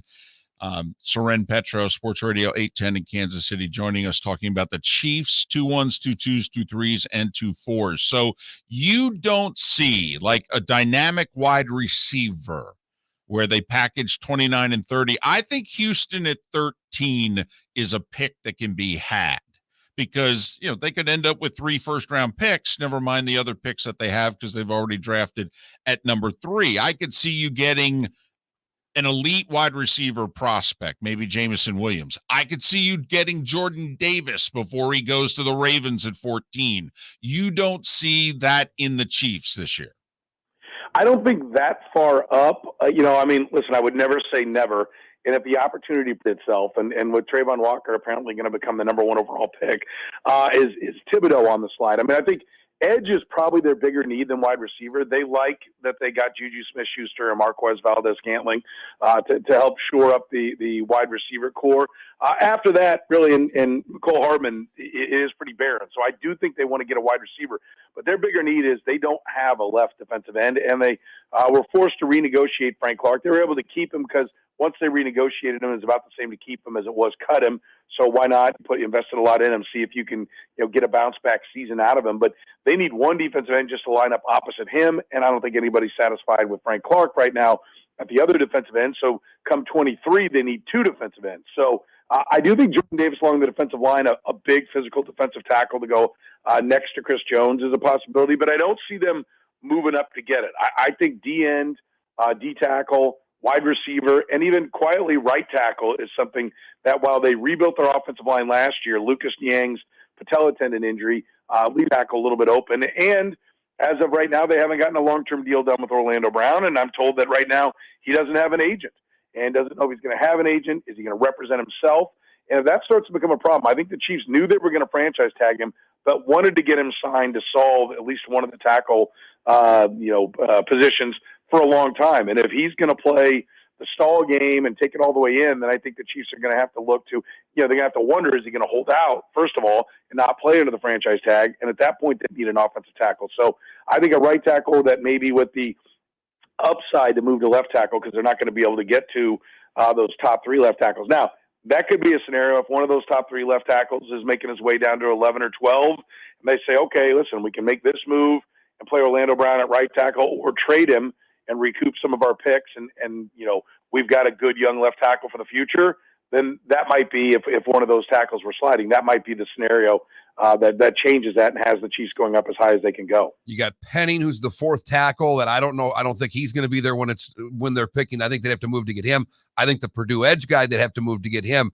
I mean, when you're thinking if they stand pat, is it the Penn State edge guy that you might be looking at there, the Adebiki? I mean, where is it if you're standing pat, do you see them going?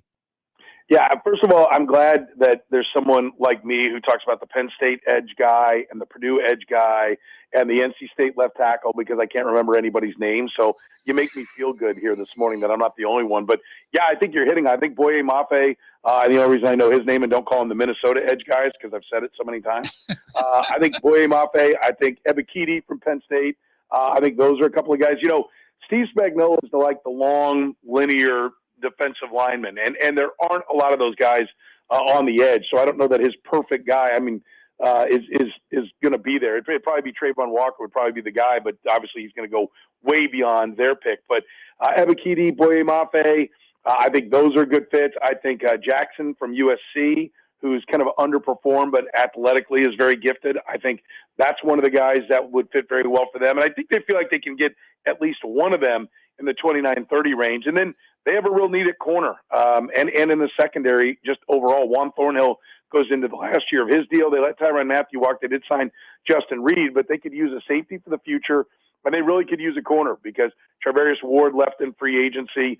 They also lost DeAndre Baker, who had played as kind of the nickel and dime corner. So I think corner is a position as well. And I think they feel like they can get at least one edge and they'll still be one of that kind of second group of corners after the top two that will be there in that 29-30 range if they just stand pat. But I will say this, one of the other things that Brett Veach said is he felt like there were 16 to 18 real first-round picks. Like in any given year, there's usually never 32, right? You start into the second round range towards the bottom third of the first round. He said 16 to 18.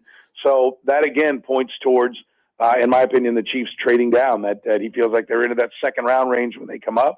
And so if they can get, a good package of picks, I think they could do it. And it could even be picks for the future because they are, I think, now kind of shifting gears and playing the long game and knowing they're going to have to be more productive. And whether that's hitting on picks or just throwing more numbers at it as Patrick Mahomes' contract gets bigger. They're no longer working with that rookie contract, and they don't want to buy it. Well, it's got the opportunity to buy it down each year. Every time you do, you just make it more expensive in future years. And so I think they're really trying that this year, and would like to avoid it as much as possible in the future. And that means getting good young players that don't cost as much, and you get those in the draft. Well, and one of those guys they could have there, David, is Ojabo, the kid from Michigan, will still be there in the first round with the injury. There's a good chance they could steal him at the end of the first round. Don't know how much he'll give them this year, though, but you're right. Could be a tremendous value pick. Talking the Chiefs with Soren Petro, Sports Radio 810 in Kansas City. Follow him on Twitter at Soren, S-O-R-E-N, Petro. Listening to you, maybe the Chiefs are not the juggernaut that some of us think. Because I got to be honest, I don't think you've replaced Tyreek Hill with those two guys at all. At all. I think at best those are number two wide receivers, honestly. Yeah. I think it's a fair point. And yeah, go ahead. I'm sorry. And I'm not going to try to, pretend I'm this great football guy, but I saw the Chiefs a lot the last 2 years. And whenever they needed to convert a third down, they put Kelsey and Hill next to one another, and one would run across and one would clear out, and he'd run the hook or whatever underneath. And it worked every time, and they moved the chains and what have you. But that's because both guys, you can't cover either one unless you're double covering them. Well, no offense, none of the wide receivers the Chiefs have right now is going to draw a safety. Kelsey's going to get double teamed on every pass play for the rest of his career, Soren. I think you guys need a wide receiver. And do you have any money? Like, can you get a Landry? Can you get an Odell? Or for the defensive line, do you have money to potentially sign Sue or JPP? How are the Chiefs cap-wise? Not great. They've got a lot of money already tied up in next year's. Like when you look at it, you can see the path this year. In any one-year deal, if Odell Beckham Jr. is on a one-year prove-it, or even better, a 2 or 3 year deal where they can prorate the money out and then cut him at the end of the year and have it not be upside down on next year, is something that they would look at. I do think you hit on one of the names. Odell Beckham Jr., I think, is a possibility for this team that they would look at. And I think they will continue to look for veteran wide receivers. And your point is a good one. The reality is, in moving Tyreek Hill, was they had no choice, right? The cap dictated somebody had to go. And if it wasn't going to be Tyreek Hill, it was going to be Chris Jones. And once Chris Jones' roster bonus kicked in, then at that point he couldn't be moved. So you knew it was going to be Tyreek Hill. I spent a lot of this past year talking about this fact. Everybody said I was insane, but it really wasn't any crystal ball. It's just knowing the cap and how it works that was going to have to be moved. So I think your point is right. But I think their feeling is, look, the last pass that was thrown of last year was thrown to Tyreek Hill. And he got what they got every time they had to go downfield. And they had to go downfield because it was a 3rd and long in the AFC Championship game. And he was bracketed underneath with the corner, safety over the top. Patrick Mahomes said, he's my guy. I'm putting it in there regardless. DeMarcus Robinson had dropped 2 passes. By the way, he's gone as well on 1st and 2nd down to set that up. And they were forced to make that throw. And while Tyreek Hill is a marvelous player and does a lot of things really well, one of the things he's not is a jump ball winner in traffic. He's just not big enough. He's 5'9", I think, if you really got his barefoot measurement out there. He can really jump, but the arm length isn't long, and there are long corners that are out there, and the safety tipped the ball up into the air behind him, and the corner in front of it picked it off, and the game was over. That was it. And so they want, I think, they're going to have to adjust, and Patrick Mahomes spent a lot of time talking about the size of the receivers they brought in. I think you'll see more slants. I think you'll see them try to be instead of going for the home run every time and hitting it on one of the 3 downs, try to be more consistent at moving the ball and not need to get those home runs. They're going to have to evolve. They're not going to be as dangerous over the top, although McCole Hardman is, not the fastest guy in the NFL, but he's not far behind Tyreek Hill, and he still gives them that take the top off receiver that's there. And when Tyreek Hill was out, his numbers went up. So I think they'll be better than people think, but you're right. They're going to have to adjust if they're going to get back to being the number 1 offense in the NFL. Soren, only have a minute. Is the stadium issue that's been brought up, Chiefs want a new stadium. I mean, the lease doesn't expire for a while. But if the Chiefs get one, then you got to figure the Royals, because their stadium was built at similar time, they're going to go, hey, what about us? Mm-hmm. Is this going to get messy? All stadiums get messy in small markets because small markets have to pay for them, right? It's not Dallas or San Francisco where they can just say we're not paying, but it's so lucrative that the ownership will pay for it because it'll pay for itself. So, yes, it will get messy. And actually, the Royals already fired their first salvo. They're looking at moving to a downtown stadium, and I think it'll get done. The lease goes through 2031. You're right. It's not tomorrow. And I think that's why this is really kind of the natural process happening in an efficient manner. They're getting the word out there. They're doing it above board. They're not sneaking around. They're making it clear that they're listening to all opportunities.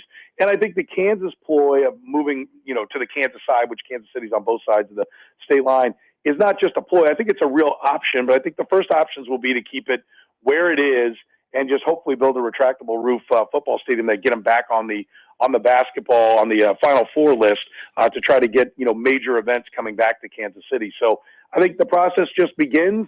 It hasn't gotten ugly yet, but there's always that potential in a small market. Soren, we always appreciate your time and your insight, particularly at the hour, since it's an hour earlier for you. All the best over the next 2, 3, 4 days, and hopefully we can talk again. Absolutely. Thanks for having me, guys. Happy draft week. Soren Petro, Sports Radio 810 in Kansas City. Follow him on Twitter at Soren, Soren Petro. I just wanted to throw the stadium thing out there because I think most people are unaware of it. And they built those stadiums 50 years ago. They're in the same huge parking lot, one on each side. The Chiefs pregame is the best in the NFL. It's not close. I would not want to move the Chiefs at all. Any chance that if the Royals move, they would build something new for the Chiefs right next door and they stay in the same spot? It makes sense. It makes sense. So there you have it. Lot of draft preview talk in the 8 o'clock hour. On the underrated list, how high up would you put Arrowhead? Oh, high. Great sight lines in the stadium, too. That stadium does not need to be replaced at all. To John Smith Subs and indulge in their overstuffed subs with the freshest quality ingredients. Enjoy our famous steak bomb with perfectly grilled marinated sirloin steak topped with provolone cheese, grilled onions, peppers, mushrooms, crispy bacon, juicy tomatoes, and creamy mayo. Boom! Made-to-order crispy fries can be paired with the Gator, the Cuban, the chicken bomb, or the Italian. Love local. Eat delicious with John Smith Subs. Find a John Smith Subs location near you today. Hey, it's Mark Miller for the Training Grove by Orange Whip Golf, where golfers go to get better. Improve your golf game from home with Orange Whip Golf and Fitness online swing training program, The Training Grove. With a growing swing training video library and a daily program prescribed by golf fitness professionals, The Grove provides a clear path to unlock your most powerful swing, giving you control of your game like never before. Join thousands like me who have finally found a way to achieve results in half the time of traditional game improvement methods with The Grove's revolutionary blend of golf fitness, instruction, and award-winning Orange Whip products. Go to orangewhipgolf.com to get started for a free 14-day risk-free trial and use code Miller10 to get $20 off your first month. That's orangewhipgolf.com to get started for a free 14-day risk-free trial. Remember to use code Miller10. That will get you $20 off your first month. The Training Grove by Orange Whip Golf, where golfers go to get better. David Moulton for Napa, Napa Auto Parts, and Napa Filters. Insist on Napa filters for your vehicles, or if you're a do-it-yourselfer, only buy Napa filters. Napa has a filter for almost anything on earth that moves, whether it's motorcycles, foreign and domestic cars, vans, SUVs, earth-moving equipment. You get the idea. Napa Auto Parts, Napa filters. Insist on them for your vehicles Or if you're a do-it-yourselfer, only buy Napa filters. Hey, it's Mark Miller for the Training Grove by Orange Whip Golf, where golfers go to get better. Improve your golf game from home with Orange Whip Golf and Fitness online swing training program, The Training Grove. With a growing swing training video library and a daily program prescribed by golf fitness professionals, The Grove provides a clear path to unlock your most powerful swing, giving you control of your game like never before. Join thousands like me who have finally found a way to achieve results in half the time of traditional game improvement methods with The Grove's revolutionary blend of golf fitness, instruction, and award-winning Orange Whip products. Go to orangewhipgolf.com to get started for a free 14-day risk-free trial and use code Miller10 to get $20 off your first month. That's orangewhipgolf.com to get started for a free 14-day risk-free trial. Remember to use code Miller10. That will get you $20 off your first month. The Training Grove by Orange Whip Golf, where golfers go to get better. You are listening to Miller and Moulton on the Florida Sports Network.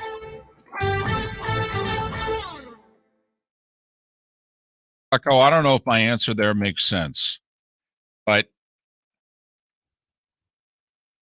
and yes, there's a question. And by the way, we're hoping to have 3 golf tournaments, one in Lee County, one in Charlotte, and one up by Lake City, June, July, August. But, and I'm splitting hairs here a little bit, but pregame, Arrowhead's amazing. Amazing. Doesn't matter what section of the parking lot you're in. The food smells incredible.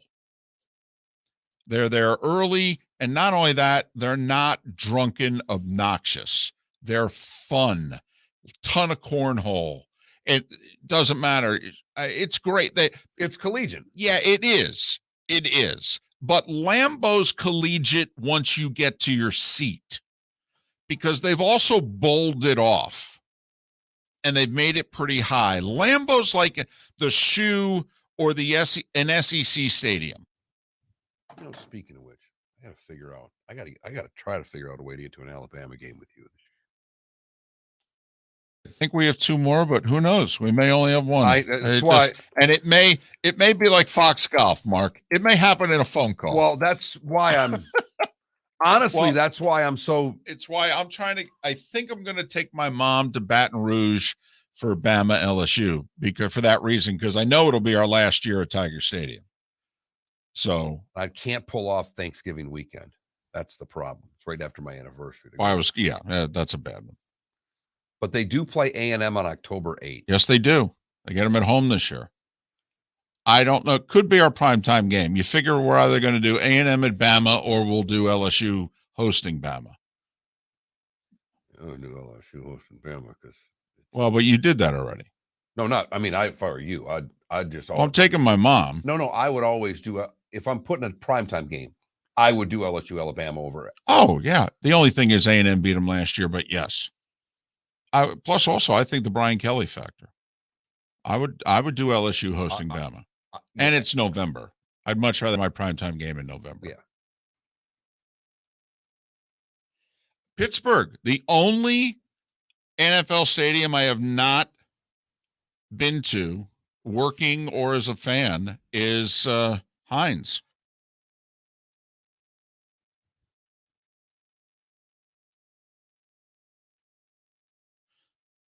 And listen, for as great as the brats are at Lambeau, yeah, you're talking brisket. Yeah, the brisket at Arrowhead. It smells amazing, and it is. And literally, strangers will hand you food and drink.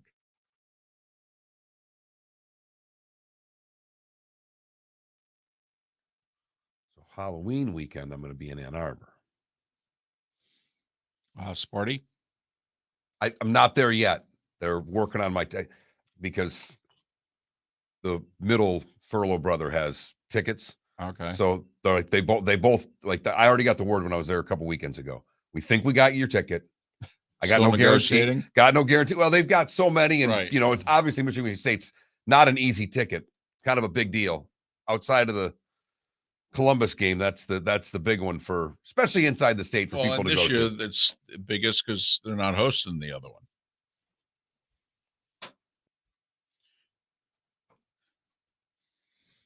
10 seconds. I want to go to Arrowhead one day. Yeah, you should. I should. Should. It's cool. It's in the middle of nowhere.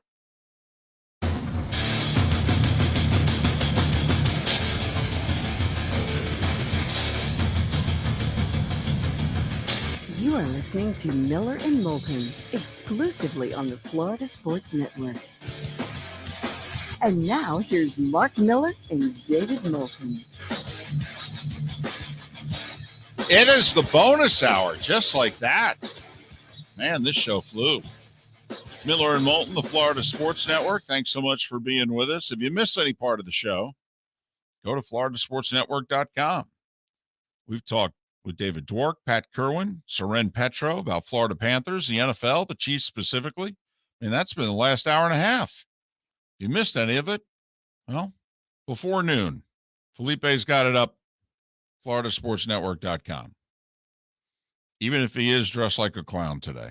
He decided he wore his Halloween costume to the show today. It shocked and scared the out of us at like 5:33 a.m. I had no words. I just looked at him and started shaking my head. He's got clown hair, a hat, and a Ben Simmons jersey on. Right. Obviously trying to make the point that Ben Simmons is a clown, and it's his own little NBA world that he lives in. Right. And he keeps trying to, just bring it to us. But at 5:33 in the morning, I mean, it's a lot. It is. And both my hands were full. I had a bunch of stuff. Look, I miss football. I'm excited for football to come back, but it's NBA time. No, I got it. I understand. The problem is that I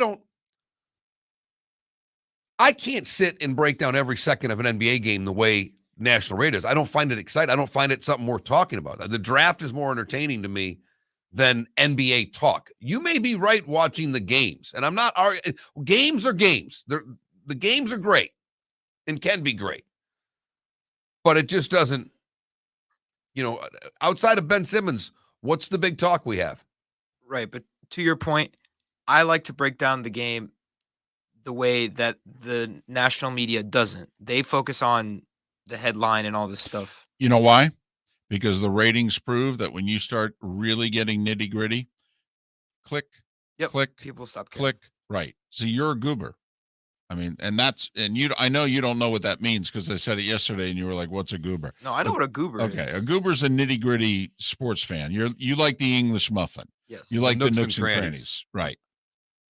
One thing, every time the mother-in-law comes in town, my wife buys her English muffins because the mother-in-law has an English muffin every morning. Oh, okay. And she's only here for 3 days. You get the rest of the going home for an English muffin. It's nice. Do you know that you're supposed to undo those with a fork, not a knife? What? When you take it, yes, it says it right on the box, first off. Oh. But if you pierce an English muffin with the fork, it breaks off perfectly. Huh. I have Moulton looking at me right now because I've told him something that he's never heard of before. He has no idea that is an actual true statement. Hold on a second. So instead of ripping it off where you break it off and then you always got one small little tiny end that doesn't look right. Yes.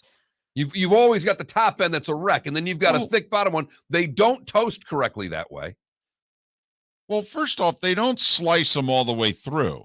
That's why I always used a knife, because I figured you needed the knife to get the bottom third of whatever side. They didn't slice all the way through.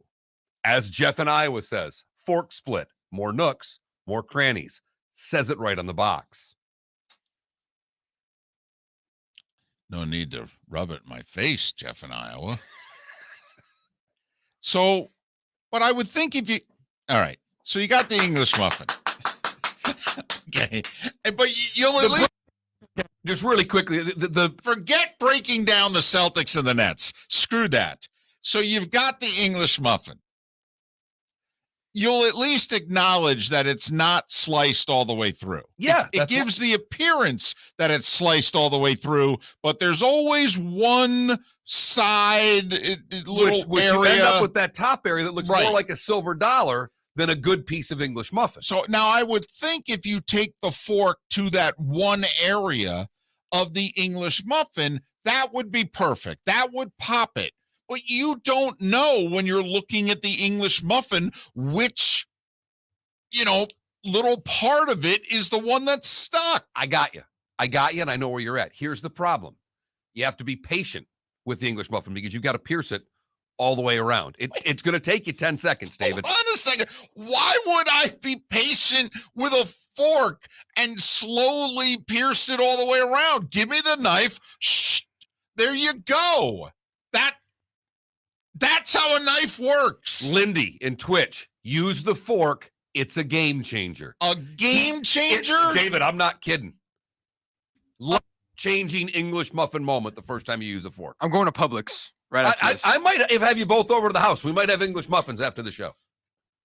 Well, you got to let me pop it with a fork, though. I mean, now I'm more interested in the prep than I am the actual product. And that's a carb, by the way. That is right up my alley. You're darn right it is. I mean, I don't eat one of those. One English muffin. That's ridiculous. Now, what if it's one English muffin with eggs, ham, cheese? No, still got to split the muffin. Right. You still got to, no matter how many muffins you use, you're going to have a sandwich. You got to split the muffin. No, but he was saying that one English muffin isn't enough. What if you make it an English muffin sandwich? No. Still, you got to make it, yeah. No. Well, first off, here's the deal. So you unseal and then you slide the box out. There's 6 of them staring right at you. What, you only grab one? You're right. I've been there. One, yeah. I have an English muffin. Why? It makes It's enough for me. A little bit of butter, a little bit of strawberry jam. I'm good. How is that enough for anybody? That's not a lot of food. I mean, for goodness it's all sakes, about portion size. It fits in the palm of your hand. Not if you don't use it with a fork. It barely would. That's not true. You just end up with still it fits in the palm of your hand. You just have the big clump. I mean, don't get me wrong. You put egg and ham and what have you. Okay, Right. It would probably fill you up. But I mean, we're just talking English muffin. One? That's what I'm going to have. I'm going to have a English muffin. It's ridiculous. As you're eating the one, the other is toasting. This is mind-blowing. You're done with the English muffin right as the other one pops out. It's fantastic. I will say you have to toast an English muffin more than you have to toast a bagel to get a good toast on it. Absolutely. Don't have to toast a bagel. Now, lightly toasted, it is better. Lightly. Light. But not an English. And the English muffin needs toast. Well, yeah, because you need it warm. You need the butter to melt. That's another reason to make the muffin warm. Is because now the butter can really sink in where? The nooks and crannies, which is what? The appeal of an English muffin. But you have to be careful. You put too much butter in there, one bite, it's all down the front of you. That's okay. Don't tell me you've not. How many times has the butter attacked you when eating an English muffin? Here's the funny thing. Besides 70% of the time. But especially since I open it with a knife and I'm eating one side with a clump. And buttering the clump is hard because you want as much butter on the clump as you do in the rest of the muffin, but the rest of the muffin's got the nooks and crannies. Correct. The clump doesn't have the nooks and crannies. Fork split. Game changer, though.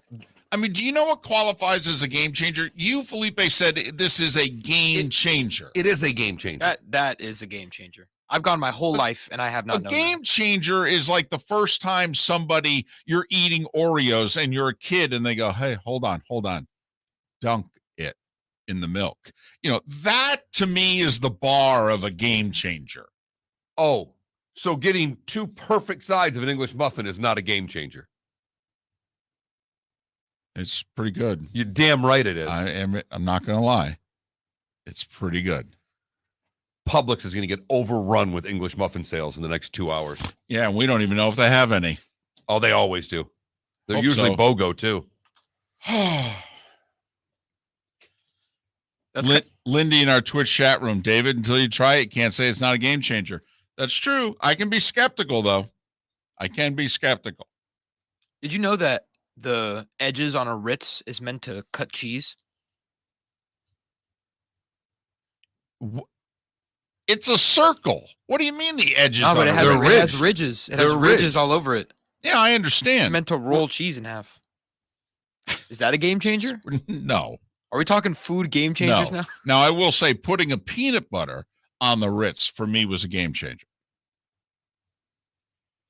Because for whatever reason, when I first started eating them, I didn't put peanut butter on them.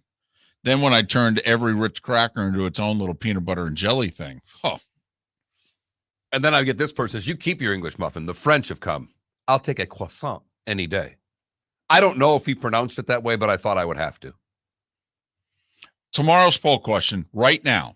All right. No. Here's tomorrow's The poll finger's question. pointing, not at me, it's just pointing. Right. Here's There's the a big deal. difference in my world. Here's the deal. English muffin, croissant, bagel. Okay, Done. which you prefer more? That's our poll question tomorrow. Screw the draft. Pen's clicking. I'm writing it down. That's the poll question. 6:01 tomorrow. It's up. We're starting the show with it. First time texter. Now, this is the content I come here for. Absolutely. This is the content that has our syndicator very worried. Whew. People are already voting. We haven't posted the question yet. That's all right. We know it's a popular question when they're ready to answer it a day early, David. Speaking of which, we do have a poll question up that I'm sure you're not interested in. No, whatsoever. not at all. Not at all. This whole Saudi tour, which Whatever. no one gives a damn about. No, unless they're serving English muffins or croissants. Whew. Well, the first event's going to get you an English muffin. It's in London. Maybe that's in. Phil's not going to get an appearance fee. He's going to get all the carbs that he wants.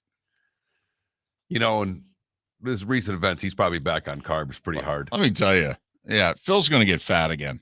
There's no doubt in my mind. He's worked really hard these last 5 years, got rid of the man boobs, the whole deal. Phil's going to get fat again. He's lost all his friends. He's lost most of his sponsors. He's taken the dirty money. He's definitely going to eat. Back in the hotel room, a lot of eating and drinking. He's in his 50s now, metabolism. He's getting fat. What's the poll question again? Oh, the LIV tour. Kick him off, let him play, ban him for life, whatever. Right now, 2/3 of you say let him play. 30 of you saying ban him for life. Wow. Not hardly any of you voted. We could change this vote in 4 seconds. I thought there'd be a lot more anger out there. Especially since it's a blind vote. You don't have to put your name on it. I thought a lot more people would be you dead to me. I may have to, do we add toast to tomorrow's poll Oh, question? why? Why? What if it was rye toast? Okay, then if it's rye, maybe even pumpernickel, that's my personal favorite. We can go rye toast. Fine. A fourth choice, rye toast. We'll finish last, by the way. That's my prediction. Over French toast? French toast what's the matter with him? Just unbelievable. Can you just stick to a bread product for crying out For loud? goodness sake. I'm not adding egg to it. We pay you and we let you dress up as a clown. What more do you want?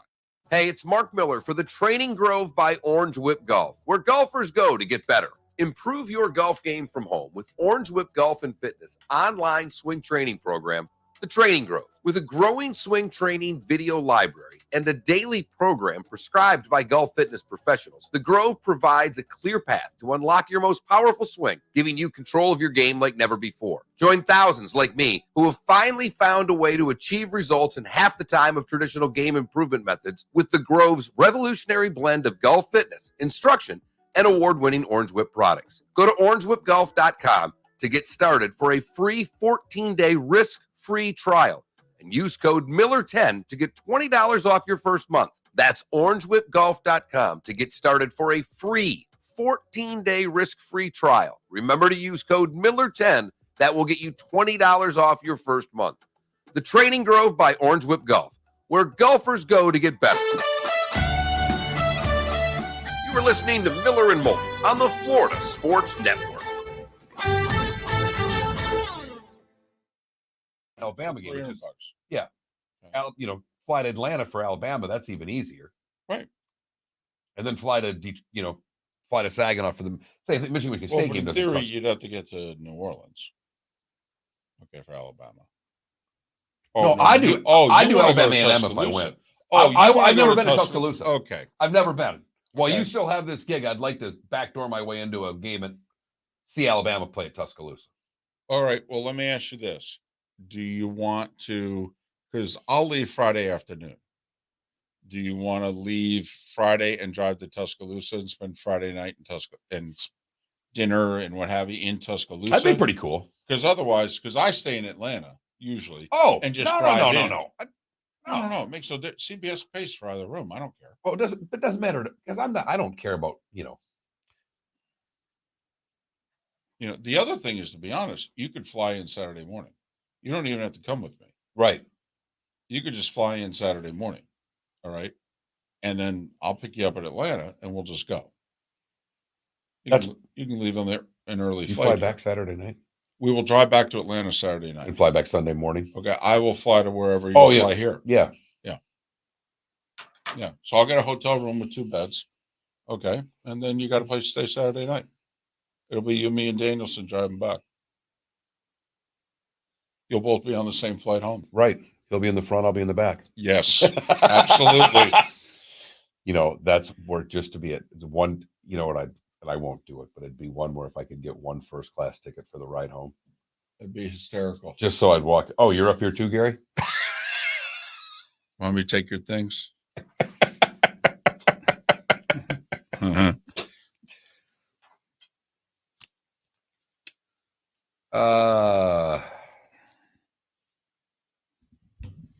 I don't know if Philly will remember all this when he goes on to have the career that he's going to have. I really do learn a lot on this show. Well, we're trying. None of it really relevant to you, but No, that's false. I could see where you'd say that, Logic Man.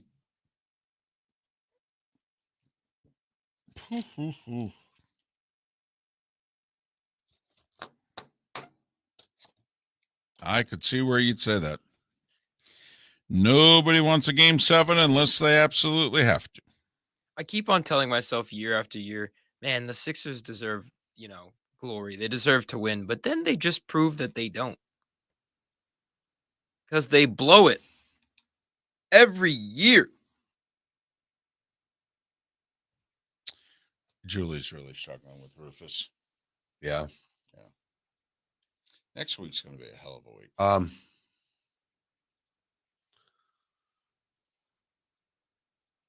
Will they do it at home for you? No, we'll take it in. Okay.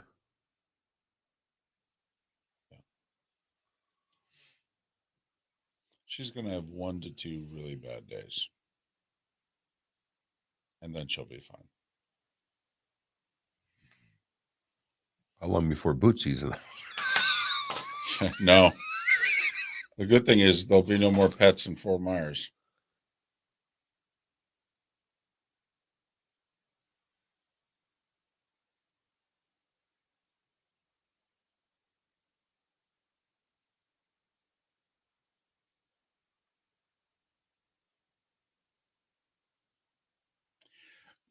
Klecko, there was a time not that long ago that Tennessee had the biggest recruiting budget in the country. In the country. It's not like the University of Tennessee can't raise money. Whenever they need to build something, they build it and they do it quickly. I mean, remember, the guy who owns the Browns is an alum. Peyton's an alum, and he's given millions. So Tennessee can play the NIL game.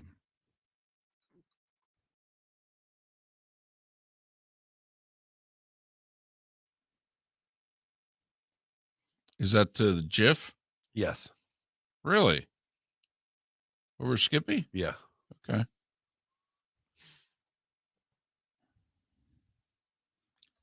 I know gravy on a biscuit is a thing really quick, but is gravy on an English muffin a thing? No. Biscuits and gravy.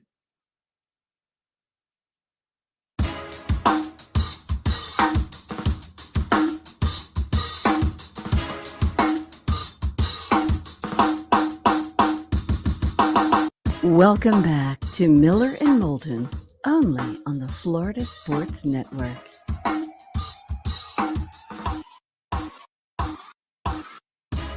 "20 minutes past the hour. Miller and Moulton, the Florida Sports Network. Today was the day when, good, bad, and ugly. What's on tap? all coming up in roughly 20 minutes' time. A lot going on in the sports world right now. Final week of the NHL regular season, NBA first round, very much into the thick of things. Baseball now, it's week 3. We finally had a complete game last night. Pitchers are getting there as to where they would be coming out of spring training, because this is really the week where everybody would be, hitters and pitchers included. This is the week where, if a guy's had a really bad start or what have you, okay, now what are you going to do this week? If you can't hit this week, all right, this is officially a bad start. But we're 10% into the season. Yep. Your Mets are off to an amazing start, along with the Dodgers and Giants. Right. The Rockies, very surprising with a great start. The Pods are off to a decent start. Twins are leading the Central at what, 8-8? Right. Yeah. Cardinals are playing 600 baseball. Jays and Yanks are playing over 600 baseball. And the Mariners, again, 2 years in a row, the Mariners have gotten off to a pretty good start. Yeah, the difference is this year they know they're a pretty decent team. Well, outside of Houston, I don't know who else in that division really thinks that they are. The Angels do, believe it or not. The Angels were talking themselves up a lot. And their theory was, hey, we won like 75 games last year. Trout played a minute. Rendon played about 3. And we also had 2 starters who were down. They went out, got Syndergaard. They think they're getting all their bodies back. They're like, you know what? We're going to surprise people. We're going to be pretty good this year. I will say this, Mark. That's where the extra wild card does come in, where an AL West could get 2 teams. Also, all right, the Red Sox are not off to a great start. With the extra wild card, it's not Panic City. Because last year, if there were 6 playoff teams in the American League last year, 4 of them would have come from the AL East. I would say if you're having a little trouble with your team, and if your team's a Boston, how many times have you played the Orioles yet? Don't worry just yet. There's so much bad this year in baseball that don't judge your team until they've been lucky enough to play the Washington Nationals or the Baltimore Orioles or, you name it, because there's a decent amount of bad out there. The only part as a Red Sox fan that would concern me is, they got a couple of guys in the next year that are coming up on free agency. And this doesn't appear to be John Henry's Red Sox, if you know what I mean. Boston never lost anybody because of money in the last 15 years. This ain't Dave Dombrowski giving Chris Sale all that money. This is Chaim Bloom. He came from the Rays. He traded Mookie. Now he did it because Mookie wasn't going to stay. They put a nice, healthy offer in front of him. There was no offer that he would have said yes to. He was not staying in Boston. And I know they threw out some money here for Story. I really think they threw out some money from Story because he's going to end up at shortstop. I think they could lose some guys here in the next year. I think they're going to have difficulty signing some guys. And so that's the part of this that, if I'm a Red Sox fan, concerns me, that it's late June, we're 500, and he may actually start breaking up some of our core. That's the part that would concern me. Certainly something to keep an eye on as we are just underway in the baseball season. As you mentioned, the NBA playoffs getting going. The West, here we are thinking the East was going to be the entertaining side of this. Right. And now we've got a Pelican-Sun series tied up. Last night, Dallas took a 3-2 over Utah. The T-Wolves in Memphis are tied up. Think about it. 3 of the 4 series out West were 2-2. Luka looked like the chosen one last night. He looked good. 33 last night. 19 in the third. And that wasn't even during the 24-2 run in the second. Mavs did look good last night. And now with Mitchell out, or potentially out, and even if he plays, he's going to be banged up. I'm impressed just with the T-Wolves coming back and getting this to 2-2. And the Jazz 2 years ago were in the conference finals. Right. And now they could be blown up. Because the thought is, Mitchell and Gobert hate each other. So one of them's apparently got to go. And while they'd prefer to keep Mitchell, Mitchell's the one who they think is going to raise their hand and say, get me out of there. And if that happens, the head coach is going to leave. He's going to say, well, I ain't going to stay here and be mediocre. I mean, for goodness sakes. I think you're thinking of the Nuggets. The Jazz were not in the conference finals. 3 years ago then? They were in the conference final? I thought the Jazz had a run to the conference finals here recently. If not, my bad. I know they were put it this way, they were the 1 seed 2 years ago. 1 seed, yes. Okay. They were the 1 seed. So they've had a good little 3-year run here. But it could be over. And the head coach could be leaving too. So that's all that's at stake here. No big deal or anything. Just like, God forbid, Doc Rivers, who's already blown 3 3-1 leads as a head coach with 2 different teams. Look, I'd love to see Toronto take that to 7 just for.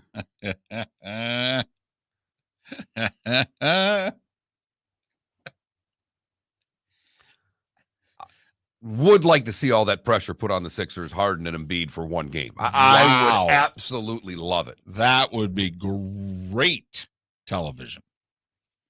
Great. Because the Philly television. fans would not know what to do with the game. Hey, if they go down, they'd start booing. Hey, they were booing last night. I know. They were saying, hey, you guys are playing like you know what. Which, by the way, what are your thoughts on that? Philly fans just blatantly booing. Do you know how much money it costs to get into an NBA playoff game? Yes. You do, because you snarfed your way into one. And that's with your dad paying for the ticket. Right. Yeah. Listen, you pay the money. You pay the money, you can boo all you want. Yep. I'm sick and tired of players saying, we were disrespected in our own building. Well, how about winning? How about playing harder? I mean, we're in an era right now where none of the players can even play a full season because they've got to have load management. I'm spending $200 to go to the game without threatening someone, without swearing, because I'm not a big fan of people throwing F-bombs all around when you're at a game. I just think you sound like a fool. But do what you want to do. You paid for the ticket. I'm with you. It shows that you care also. And Mark, being part of organizations, booing's fine. Cheering is fine. All right. Sitting there quietly, not fine. Not showing up, that's the worst. I have no problem with it. And quite frankly, it's the city that they play in. And it works sometimes. I mean, some guys want no part of it. They look around, they go, man, there's 20 other cities in this league. For goodness sakes, we won 50-plus games. We're up 3-1, and they're booing us because we're having a bad quarter. Yes, because they want you to get this series over with. Get your rest. Get ready for Miami because Miami's going to end their series tomorrow. Yes. Speaking of which, that series is not starting on Monday. So the Heat wrap it up tonight. They could be sitting for damn near a week. That's the NBA. I don't know what to tell you. Yeah, I'm just saying. And it doesn't matter if Philly wraps it up in 6. No. The series television's already figured it out. It's starting Monday. Oh, okay. Now, I'm not saying if you're Miami, you don't want to win tonight. Of course you do. I'm just saying you're probably going to have a couple days off. And someone asked in the Twitch chat room, does that make it right for the Yankee fans throwing debris? I don't know. No. I don't know if when I say I don't want you saying an F-bomb makes me think that I'm going to want you throwing stuff. No. Are you out of your mind? Yeah. Also, they were cheering after Quan got injured. Yeah. Who? Yankees fans. Yes. Quan went for a catch, right? Banged himself into the fence. And they were cheering. And that's why the Guardian players were so upset. That's why that right fielder in particular was yelling back at the Yankee fans. Yes. Right. Which you probably shouldn't do. But hey, I got no problem kicking fans out.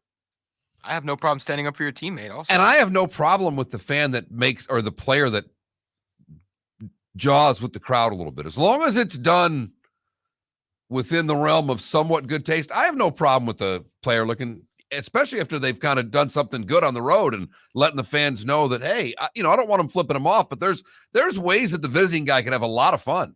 Did you see the Norman 30 for 30? I have not yet. All right. It's talking about 86, and he had the Saturday Slam, and the U.S. Open that year was, I think it's Shinnecock. It was in New York, though.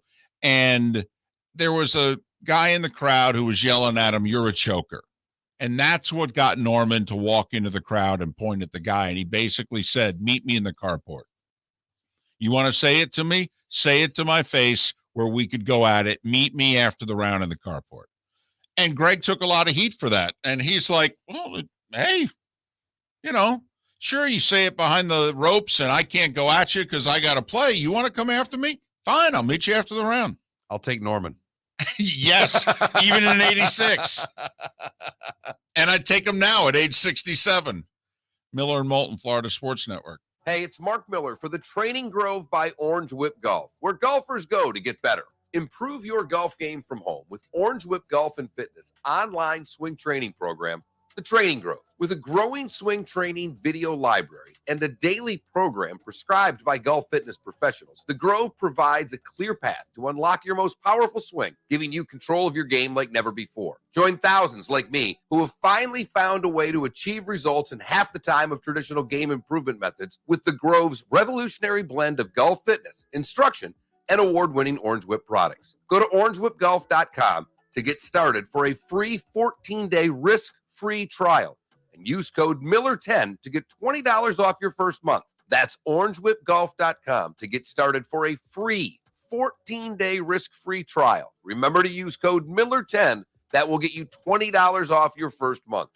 The Training Grove by Orange Whip Golf, where golfers go to get better. David Moulton for Napa, Napa Auto Parts, and Napa Filters. Insist on Napa filters for your vehicles, or if you're a do-it-yourselfer, only buy Napa filters. Napa has a filter for almost anything on earth that moves, whether it's motorcycles, foreign and domestic cars, vans, SUVs, earth-moving equipment. You get the idea. Napa Auto Parts, Napa filters. Insist on them for your vehicles, or if you're do-it-yourselfer, only buy Napa filters. Bring your big mouth to John Smith Subs and indulge in their overstuffed subs with the freshest quality ingredients. Enjoy our famous steak bomb with perfectly grilled marinated sirloin steak topped with provolone cheese, grilled onions, peppers, mushrooms, crispy bacon, juicy tomatoes, and creamy mayo.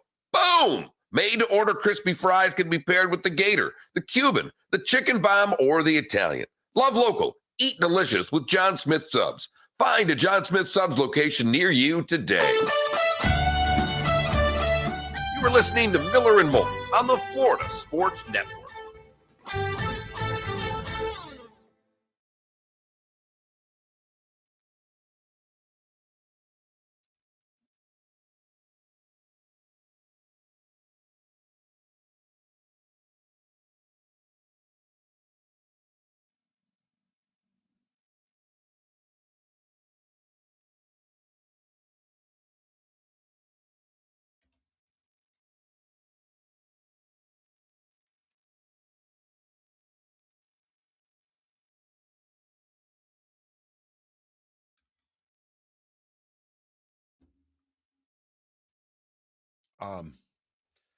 If we wanted to, just for a segment here next week, maybe get Bud Elliott on, if he'd come on. He's been doing all these summer school podcasts. Mm-hmm. I've not listened to any of them, but he's like taking 4 or 5 teams and they're just kind of giving you a quick refresher course. He's got something to promote, maybe be kind of fun. It's been a while since Bud Elliott's been on the show. He's a good guest.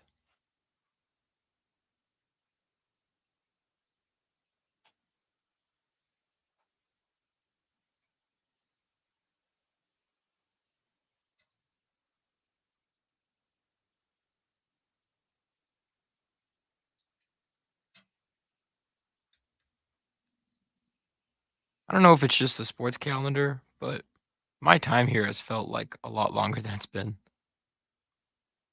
Because it feels like forever the last time we spoke to Bud Elliott. Oh, yeah. It's been since Right after the Natty. right before the Natty. Right before the Natty.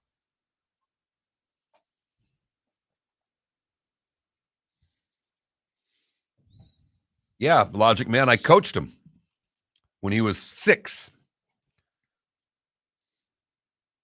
No way. Kid that plays for the Everblades? Yeah. I Cool. coached T and my son together. That's cool. His name escapes me right now. And I coached him twice, 2 years in a row, 2 seasons in a row. And the one he played goalie and then he played out front.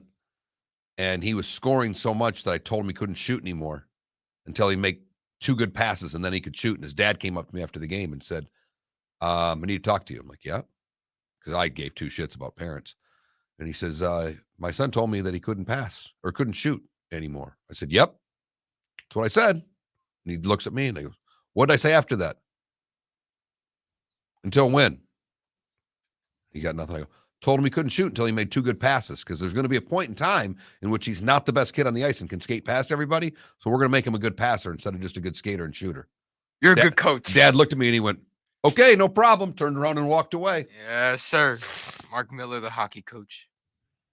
Is there like a nickname that they call hockey coaches? Coach. Coach. Zach Salo. That's exactly it. I kept having a T in my head. Yep. By the way, Adam, New York fans are, don't group them all together. Besides, Adam, John Rocker was an a-hole. Well, and a racist a-hole at that. And remember, had said a whole bunch of things about New York. That's why then when he appeared in the playoffs against the Mets, that Mets fans were, not saying he asked for it, just saying he started it. Klecko, glad that you showed that LaFleur tribute.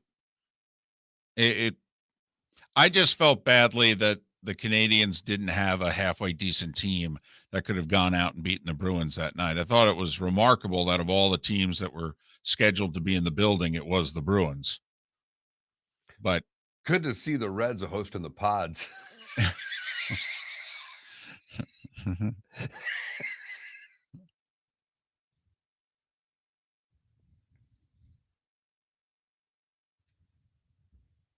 Someone hit my car yesterday. No. Yeah. Hit it? Like they were pulling in and they dented the shit out of the front. And They didn't come in. Left a mark. They left a note and it was a girl. So I got free digits. Well, no, you need to get it. But to yeah, car I'm gonna talk to her. I talked to her on the phone. Well, also Dad's paying for the car insurance, so you get the insurance to fix it. Right. I spoke to her on the phone yesterday, and we're gonna meet after the show. Besides, if it's in a parking lot, that's not collision. It's whatever they call it. It's the other end. It's not that should be paid for by hers.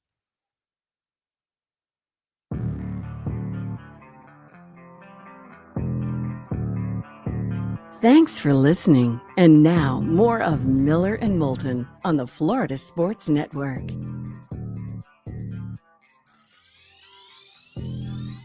"22 minutes until we're out of here. Miller and Moulton, the Florida Sports Network. Lively show today. I don't know what was more nitty-gritty. Our NFL talk in the 8 o'clock hour, or the breakdown of a fork in an English muffin. Which apparently, I'll be waiting for all of your reports tomorrow. Which apparently is a game changer. It is. A game changer. Not a life changer, but it is a game changer. No. And you love an English muffin. I love bread. Yes.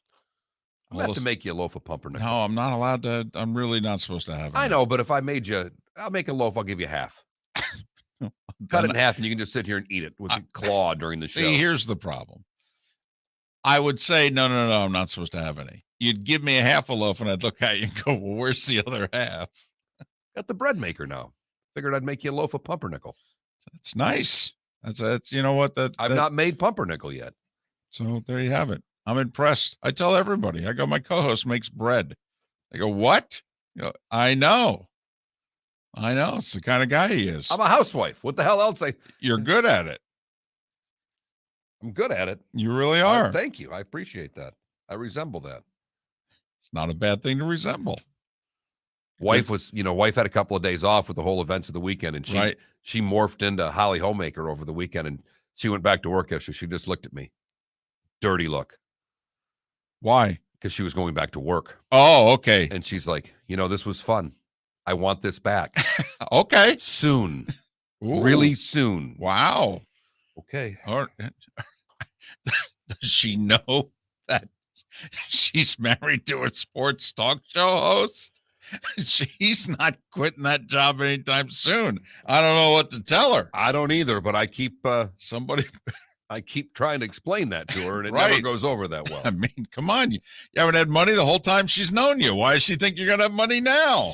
No earthly idea. It's that whole ball of clay, and they think they can work with us. I don't know what to tell you. I was mediocre when you met me. We had a little thing happen at the brunch after, of which I normally would have said something and gone to a panic. And friends of mine were there, and my friend's wife saw my face when this particular thing happened. And she said to me after, she goes, I saw your face. She goes, I'm pretty impressed. You didn't say anything. I go, I've gotten better. She goes, looked at my wife. She goes, huh, a lot of promise here. Not perfection, but a lot of promise. All right, let's do this, Felipe. Leave it to the oldest guy in the show, and definitely the oldest soul to live in the past. Here's David Moulton with Today Was the Day When... 508 years ago. Wayback Machine today. 1514. Copernicus discovered Saturn. Who? Is he serious? He's a week away from graduating college. Yeah. Copernicus, Look him up. astronomer. Kind of a big deal. Former 49ers quarterback? Yes. Oh. Yes, Copernicus. He's the one who took the knee. Right. Gotcha. Uh-huh. After he discovered all the rings and the moons and Saturn. Yeah, good old Nicky. 1859, a very noteworthy event in our nation's history. Dan Sickles was found not guilty of first-degree murder on the grounds of temporary insanity. It was the first time it was ever successful in the United States, 163 years ago. Big day today, 1865, basically the end of the Civil War. The remaining Confederate forces surrender to Union General William Sherman in Durham, North Carolina. A lot of people still fighting the war, but it did basically, surrender was today in 1865. Oh, boy. Hello? Is this on? Hello. Hello? A tradition was started today, Mark. Okay. 81 Unlike any other? No, the Masters on CBS. Hello, friends. 81 years ago today, the first organ was played at a baseball game. Ooh, all right. Was that Wrigley? I like it. 1941, first organ. 1954, the first mass trials of the polio vaccine were administered in Fairfax County, Virginia. That Salk guy. Seemed to work out okay. Well, it did, 68 years ago it worked out okay. Right. Times have changed, Mark. Sure. Roger Maris, on this day in 1961, hit his first home run of the season. I point that out because that was the year he hit 61 home runs. Think about that. Didn't hit his first one till April 26th. I think that's, and even, I'm guessing the season started a couple weeks later, but still, that's about, got to be 2 weeks into the season. Gotta be. I mean, usually seasons didn't start much later than the 15th. Right. So I'm just thinking Jackie Robinson Day Right. in my head. And So, just so you can get off to a slow start, still have a big year. Red Auerbach retired as Celtics head coach on this day in 66. Won 9 championships. Retired after winning 8 in a row. 59. Well, hold on. I may have gotten that wrong. Maybe they win the 62 title. I thought Wilt and the Sixers did. Or was that... No, they did win it. 8 in a row. 59, 60, 61, 62, 3, 4, 5, and 6. 8 titles in a row. He said, Russell, it's all yours. And Bill Russell then was player coach for the next 3 years. And they won 2 titles. Yeah, the NBA pre-merger was different. Yes, it A was. little different. And once you got a hold of talent, they weren't necessarily going anywhere. ever. It was on this day, 39 years ago, John Elway, drafted first overall by the Baltimore Colts. Nolan Ryan threw his 12th one-hitter on this day in 1990. You would think that's a major league record. It only tied Bob Feller's mark of 12 one-hitters. Think about that. 7 no-nos, 12 one-hitters. Absolutely amazing. Golly. We just had our first complete game of the season last night. Mark, just a very sad day 30 years ago today. Final episodes of both Growing Pains and Who's the Boss on ABC. Rough night for ABC. They lost their whole programming, huh? That's the whole 8 to 9 hour right there that disappeared 30 years ago tonight. Conan replaced Letterman in 93 on this day. I think he was still with NBC, but he was done at the end of May. I think the ratings book I thought Letterman's last show with NBC was in May, and then he was off for the summer, and he showed up in September on CBS. But they announced Conan O'Brien replaced Letterman on this day in 93. It was on this day in 95 the Major League Baseball season began. Remember, 94 strike in August, and the 95 season did not start on time. 3+ weeks late. Oh, yeah, it was the debut of Coors Field. Rockies beat the Mets 11-9 in extra innings. That's what happens when you start a season late. The Mets lose their opener. Right. See? I'm telling you. I mean, so their record's so gaudy in the last 50 years, and that's with the, one that kind of deserves an asterisk. Carson Palmer, 19 years ago today, number 1 overall pick of the Bengals. Sorry to have to do this to you, Doll fan. Here it is. 14 years ago today. Matt Ryan was sitting there. Sure was. He's still playing in the league. Jake Long, not playing in the league. No. Taken first overall by the Dolphins. Solid player. Yeah, it was. Good, solid career. But Well, also, like the guy from Michigan that's going to get drafted first overall this year. Really Right. solid player. Solid player. Going to be a nice pro. Yes, Not he is. first overall worthy. No, he's going to be Jeff Lageman, but that's okay. By the way, Long only had the rookie deal with the Dolphins, right? Because he went to the Rams. Mm-hmm. Andrew Luck, 10 years ago today, first overall pick of the draft of the Colts. This is going to hit home. It was 4 years ago today. Baker Mayfield was the first overall pick of the draft.